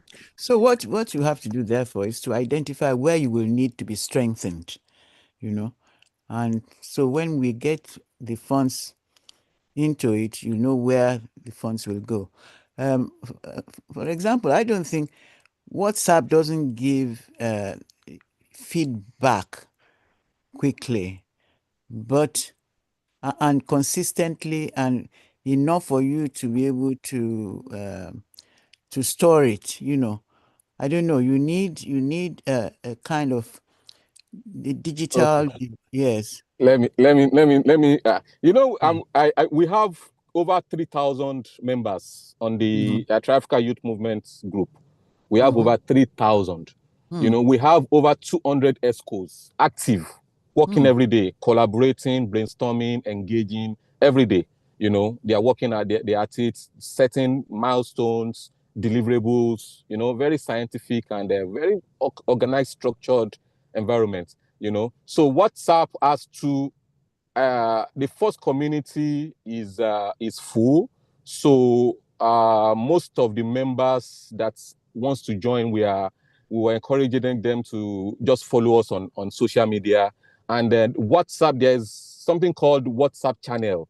It's actually from them I got to know something like that exists. I never knew that has no limit. It could be 1 million people, 5. So they are also organizing themselves, trying to create database from the WhatsApp channel. So I agree with you that the normal WhatsApp that we all use has its own limitation, but the youth they've gone past that. Okay, fantastic. That's If really I can wonderful. also make a request here. Part of what we are working on now is how to have those that don't have jobs engaged, employed. So I'm going to be sending letters out to organizations to put us in mind. We would train them, even if it's a 2-week leadership training in terms of etiquettes, how to be responsible, ethical, and accountable leaders, so that we can place them with you. They need mentorship. For those that they want to go into the corporate, into politics, into governance, entrepreneurs. These are all the things that will also support them in taking on some of these leadership roles. So that's the second thing that we need, all hands on deck. If you have openings in your office, let us know. We would take the time to educate or train those youths for a couple of weeks. We have a lot of training videos that we can, in terms of the professional etiquettes, and then place them with you. That's something that we need everyone to help us with. I'm going to put my number in the group, on the chat. Send us that information. We had, and here's the sad story. We started this youth leadership for governance development program. We got 8,000 applicants, but we were only able to accommodate 451. This was a 4-month program, very stellar program. We got facilitators from all over the world. Sadly, only 102 graduated from that program. And out of the 102, maybe another 60 or so met the minimum requirement. This is part of the challenge as well. And this is a program that maybe they would have paid 500,000 naira for, that was given to them for free. Again, the people, the discipline to be able to commit to things. On this platform, we have some of the youths that participated and they did not miss one class, 24 sessions. So those are the ones that are priority. We want to place them anywhere they want to work. So we've been working on that. Anyone that has ideas or that has organizations that is willing to partner with us to help them, please let us know. So those are some of the things that we're doing. We need mentors. We need mentors and mentors and mentors and mentors. Good mentors. Sister Jimmy, can I ask you a question about this, all your efforts? Are you channeling all these youth programs into like making them to understand that politically they need to rise up and have a party so that when the election Yes. comes, they too can mobilize other youths, other friends, that they are benefiting from a program and this is the right channel? Do you guys have a political party that you are, working with, that this is the party, So, like the lady that just spoke, he made mention of Obi. no. So So maybe like people we should are know because you working. shouldn't be hiding. No. So again, because we are a non-political organization, and maybe Harry can speak to that, part of what we want them to do, and one of them has actually written an outline of what, how they can engage political parties or alignment with the values. So they are researching the core values of some of these political organizations. Can we support those that have already picked a political organization? Yes, we would support them, but we as an organization can't say, oh, we are APC, we are PDP or anything like that. But they are actually even working on developing what a political party would look like, the kind of political party that will work for them. I haven't spent time on that. They submitted that to me. I think it was a week ago. So I need to work on that and get some people to work with them on what it will look like and how they can mobilize if they create their own political party. Is it for 2027? No, it's too soon. And they won't be able to make 2027. So there's a lot of planning that needs to go in. They're also encouraging each other on mobilizing for local government participation and things like that. So these are some of the things that they are doing. People of age like me, can we join the youth party, Mr. Henry? No, you people Yes, should sir. not come and corrupt us. We don't want. They set a target of 5 million. Oh They God, set a it's calling target of me. 5 million, within themselves, and they are very, very passionate getting that, because everything is just numbers. There is no way an organization will have 5 million members, and even Tinubu will reach out by himself. Yes, I'm sir. telling you. So that is the kind of influence that we want to create, be part of the decision making. When they are making decision, our organization should, even at the national level, our organization should be inside that meeting where decisions are made. So those are the things that are driving the youth, and they have the number. Unfortunately, they couldn't coordinate and organize themselves, and we've seen this gap, and we are trying to fill it up. So one more point that we're also looking at, anyone that has access to how we can train them for election monitoring. I've reached out to a few friends that I know have that. So if you have any contact with election monitoring, we want to train them, since we are in all 36 states. And I think Harry is now even broken it down to local governments and even wards. So that's the thing that is like hot. We are looking at, our target is June for us to actually get that started. So if you have any information on getting them training for in election monitoring, we would really appreciate that. I put my contact information in the group chat. Harry, I don't know if you want to put yours there as well. Yes, I'm doing that now. So we are both here, even though I'm in Saturday, but I can do my best only from here because I'm really engaged here as well. But anyhow, we will do our best. Because I have a wife that doesn't want to go back to Nigeria forever and ever, and I'm concerned about that. So That's why I'm having passion for this country. You know Thank you. why? Yeah, welcome to the club. That's Most good. of us have a passion for this country. Yeah. Me, Yeah, Henry, I'm already living what's the in name of Nigeria. I your just sleep and wake up in California, but I live in Nigeria.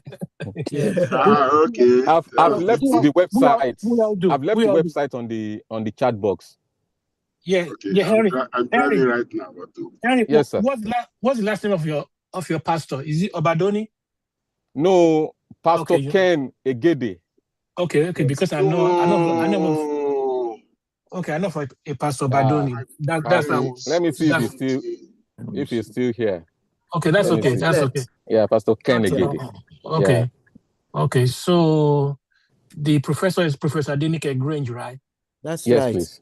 Okay, all right then. Okay, he's no more Okay. here. Okay, Yeah. all right. Okay, as I said, the people who are doing a lot of work in Nigeria is a lot. It's a lot. I mean, no one is. One should basically applaud them. One should applaud them. It's a lot of work they're doing. It's a lot of work, and it's a lot for the country, and people who are here is because we love our country. As they said, there is no place like home. No place like home. I don't care how long you stay here. I've been here for a long time too. I came here after my youth club. I'm here for about 40 something years too. But there's no like home. You can't take that away from anybody. Anybody who loves Nigeria will always love Nigeria. And that's why we are so. I mean, I've changed my Thursdays. I'm supposed to be doing something, but I'm here too. We all love that country, because no matter what it is, we are still Nigeria. We are not like Kemi Badenoch. We're gonna be Nigerian. It's not gonna change. Okay. Let me tell you another source of motivation for me, and that is because I have been in the corridor of power as Minister of Health. And I know the frustration that they gave me and my team so that we did not perform. And when I mentioned Dangote today, it's because he actually offered to build us orthopedic hospitals and they frustrated him. So I know how people in government do not want the right thing to be done. And until you have an army like us, an army of good Samaritans, and who can give up, their sleep, their money, everything to rescue Nigeria. So it's a big job. It's an uphill task, as Henry will testify, and also Madam Jumoke will testify. Those who have worked in government before will testify to this. Thank you. I don't disclose my last name. My uncle was the first Nigerian chief medical officer at General Hospital. Oh, okay. Yes, John Shodipo. Yes. Yeah, I know. Okay, that's a long story. Yes, that was it. Those were those days. Yes, and relied upon. And my other uncle is M.A. Majekodumi.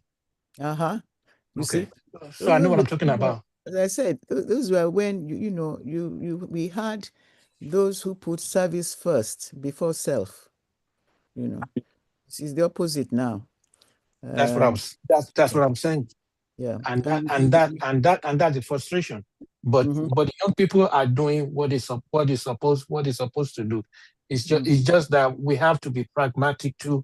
We have to face reality. We don't want them to be surprised when things come without them not being prepared for it. So I mean, as I said, it's not a small task, but with cohesion, coordination, collaboration, and clarity of values, we can make it. Amen. All right. Okay. Yes. Take care. All right. Thank you. So, Madam Jumoke, over to you, please. Let me talk about the matriarch circle. Okay, good. Jumoke, I will text you too. Okay. Thank you so much. Yes, please. Okay, please. No, talk about it. Oh, Uh-huh. Oh, I the should talk matrix about circle. Yes, please. Okay. All right. Well, we have a matrix circle to identify those very responsible women who have, they have shown in their lives that they are committed to raising, the right caliber of leaders. And, they are committed and they have, they are giving up quite a bit, quite a lot in terms of time, money, and, so we have this vision that women, yes, we also think that men do, but let's put it this way. The government has been in the hands of men for a long, long, long, long time. And unfortunately, we see that they haven't made they haven't made a breakthrough in terms of getting us to be properly governed. Well, women raise children. They first of all bear the children, and they raise them. And we think that we women can make a better, a better, what shall I say? No, a better job of getting these children to understand that they have to be responsible right from home to the wherever it is they're working, through work and government. So we are together. We when we are all done, we certainly will open up to men who think the same way like us. Because I can see all the men here thinking, what about us? It's okay. Just I think you will agree with us that women have a special role. They have a special role in changing the lives of people and changing how leaders are made, how they are brought up, So there we are. And I personally, as a medical doctor, I've been thinking of what is it that is making, these leaders, why is it that they're attracted to governing, but when they get there, they fail, and I see really that it's that male thing, the male ego. They are out there for power and power and power and power. And to get power, Prof, they need money, yes. Prof, let me help you there. You said you asked question why they get to power and they fail. Most of the leaders we have in Nigeria and in Africa are not being elected by the people. They have been picked by the godfathers. This is the reason why we are where we are today. Okay, when Professor Shibaju was there, he was trying to do something different. Do you know what happened? They came after him. Where is it today? Do you know that some people in the same party, they went with Oshibaju and they never come back to politics because they don't believe in Tinubu? I can give you names of people that they went with Professor Oshibaju till today. You never hear them again in politics. They even go back to their village. People like Baba Femi Ojudu, many people like that. Because when somebody determines you, they believe they have sense over your life. That is the problem we have in Nigeria. Until the populace started electing their leaders themselves. Until then, we're going nowhere. It's not about ego.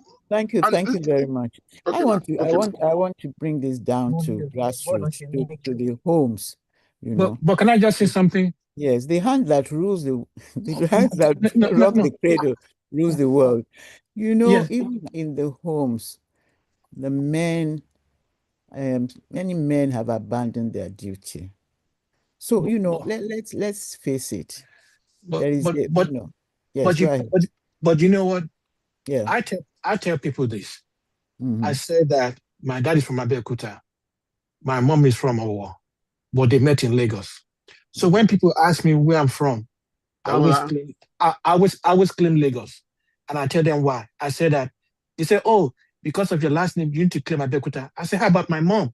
My mom was the one that carried me in her womb for 9 months. And that's This a lot is of it. work. This is it. I, You and want more and men that to be that, like that, you. well, I don't know, but that's what I always tell them. And in some countries, in some places like in Ghana, they claim where the woman is from as their state of origin. But to me, you cannot separate a man from the woman, because without the woman, we are not going to be here. Thank And you. and and it's like when people are talking about abortion and all that stuff. When my friends ask me that, I tell them, I say, look, I'm a man. I cannot talk about abortion till a man can have babies.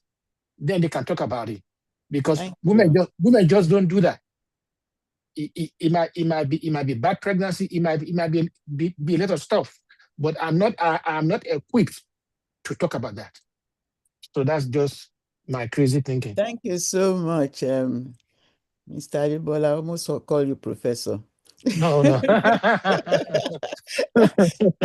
No, really, we want a mind shift among men to know that, unless you partner with women, we are not going anywhere. Yes, and I know that Yes. before, women never used to do bad things in Nigeria. Mm-hmm. But I think because they started hanging around these men, it made them change. Mm-hmm. Mm-hmm. Because if you talk about like that lady, Stella Odua, who was the Minister of Aviation, she was claiming that she got an MBA, and she not even go to the school. They gave her money to repair the airport. She embezzled the money, although she gave back some of the money. But before, women never used to do that. So we don't want women to be corrupted like that. No, So, no. Yes. yeah. Okay then. That's why we set all these matriarchs. And they say that when women are the head of state, they don't go to war. They hardly go to war. So that's my thinking. Maybe I'm wrong. I don't know. Yeah. But the facts are there. That's okay. right. Thanks. All right. You see, our own direction usually is to preserve life and make them useful. But as far as some men, not every man, some men is concerned, it is to make them warriors, to go there and get more power, more money, and all that. That's not the way it should be. As mothers, we know what we suffered before giving birth.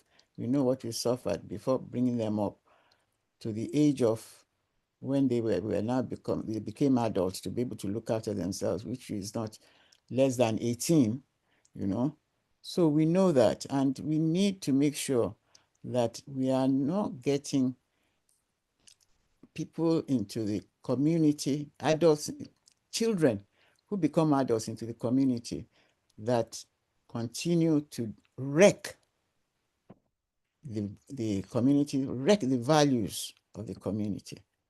So this is why we set up this. Okay, I believe Jumoke has left, so I think that we'll talk again about it. And please, men, think more about it. The role of women.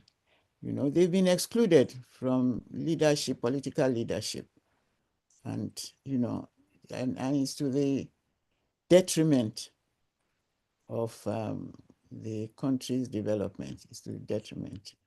So, when you look at professions, when it has to do with just proving yourself professionally, where there's no bias and all that, women do well.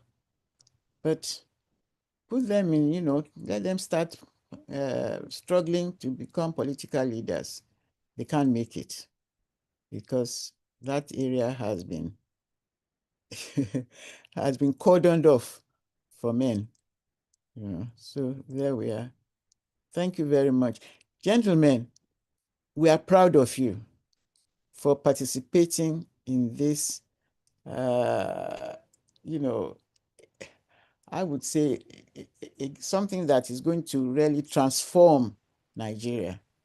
The fact that we are identifying the problems of Nigeria and looking at them rationally and coming up with solutions. That is what we want a leader to do, to be able to provide solutions to problems, identify the problems and provide solutions. You know, when you look at them up there, they are not doing that.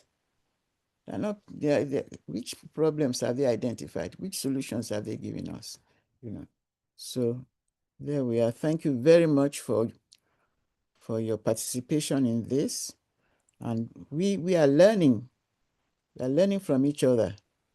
You know, nobody knows it all. Thank you. Thank you very much. I think Pastor, yeah. well, I said, Pastor, Professor, Yes. maybe we should give one of the youths to give us closing remarks. One of them is still here. Okay. Yeah, Abubakar Yusuf. Abubakar Yeah, Yusuf. can you just give us a closing remark?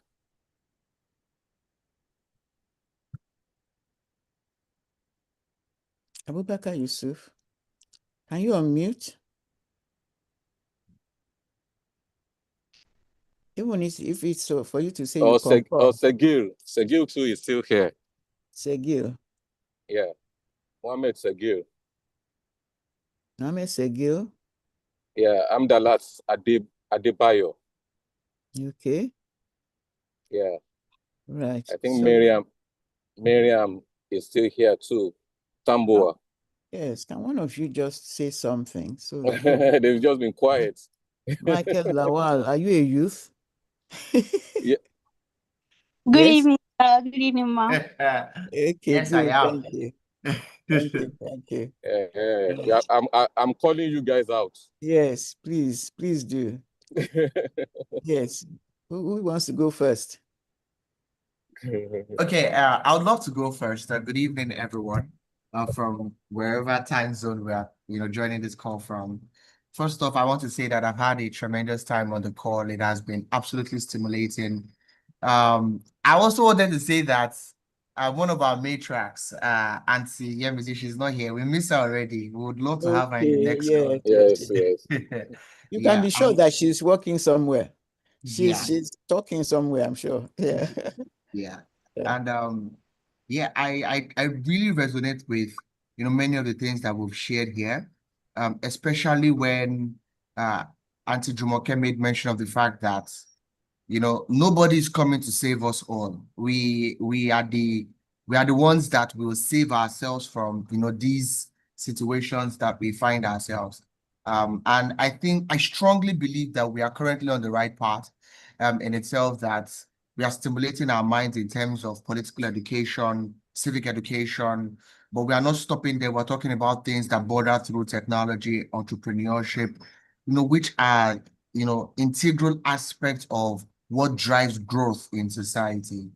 And I can't wait for us to get to that point in our nation where, we move from all of these things are now the things of the past. I mean, I want to believe that there was a time in our nation where what we were talking about at, the subject of colonialism amongst others, but now it's no longer the subject again. We're no longer plagued with some of these issues, and now we are currently talking about other things. And I strongly believe that we are currently on the right path. We have lots of intelligent discussions that border through the real issues that we have in our nation. And I can't wait for us to, get to that point big time. Thank you.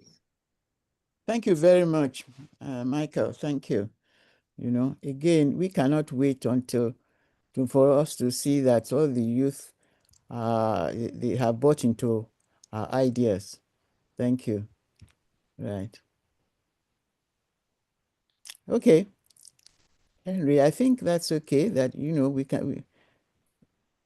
the youth have shown that they are coming along. They are ready for the change. Feromi Akinleye, Mm. Ajibola Adewale.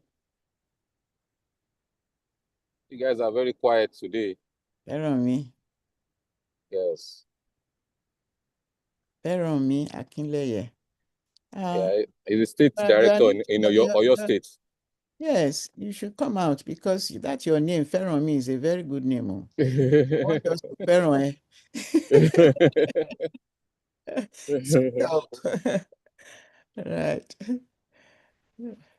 You can't unmute? Okay, let me see. Right. He's done it. He's done it. Hello. Yes. Yes. Yeah. Good evening. Feromi Akinleye is my name, and I want to appreciate everyone.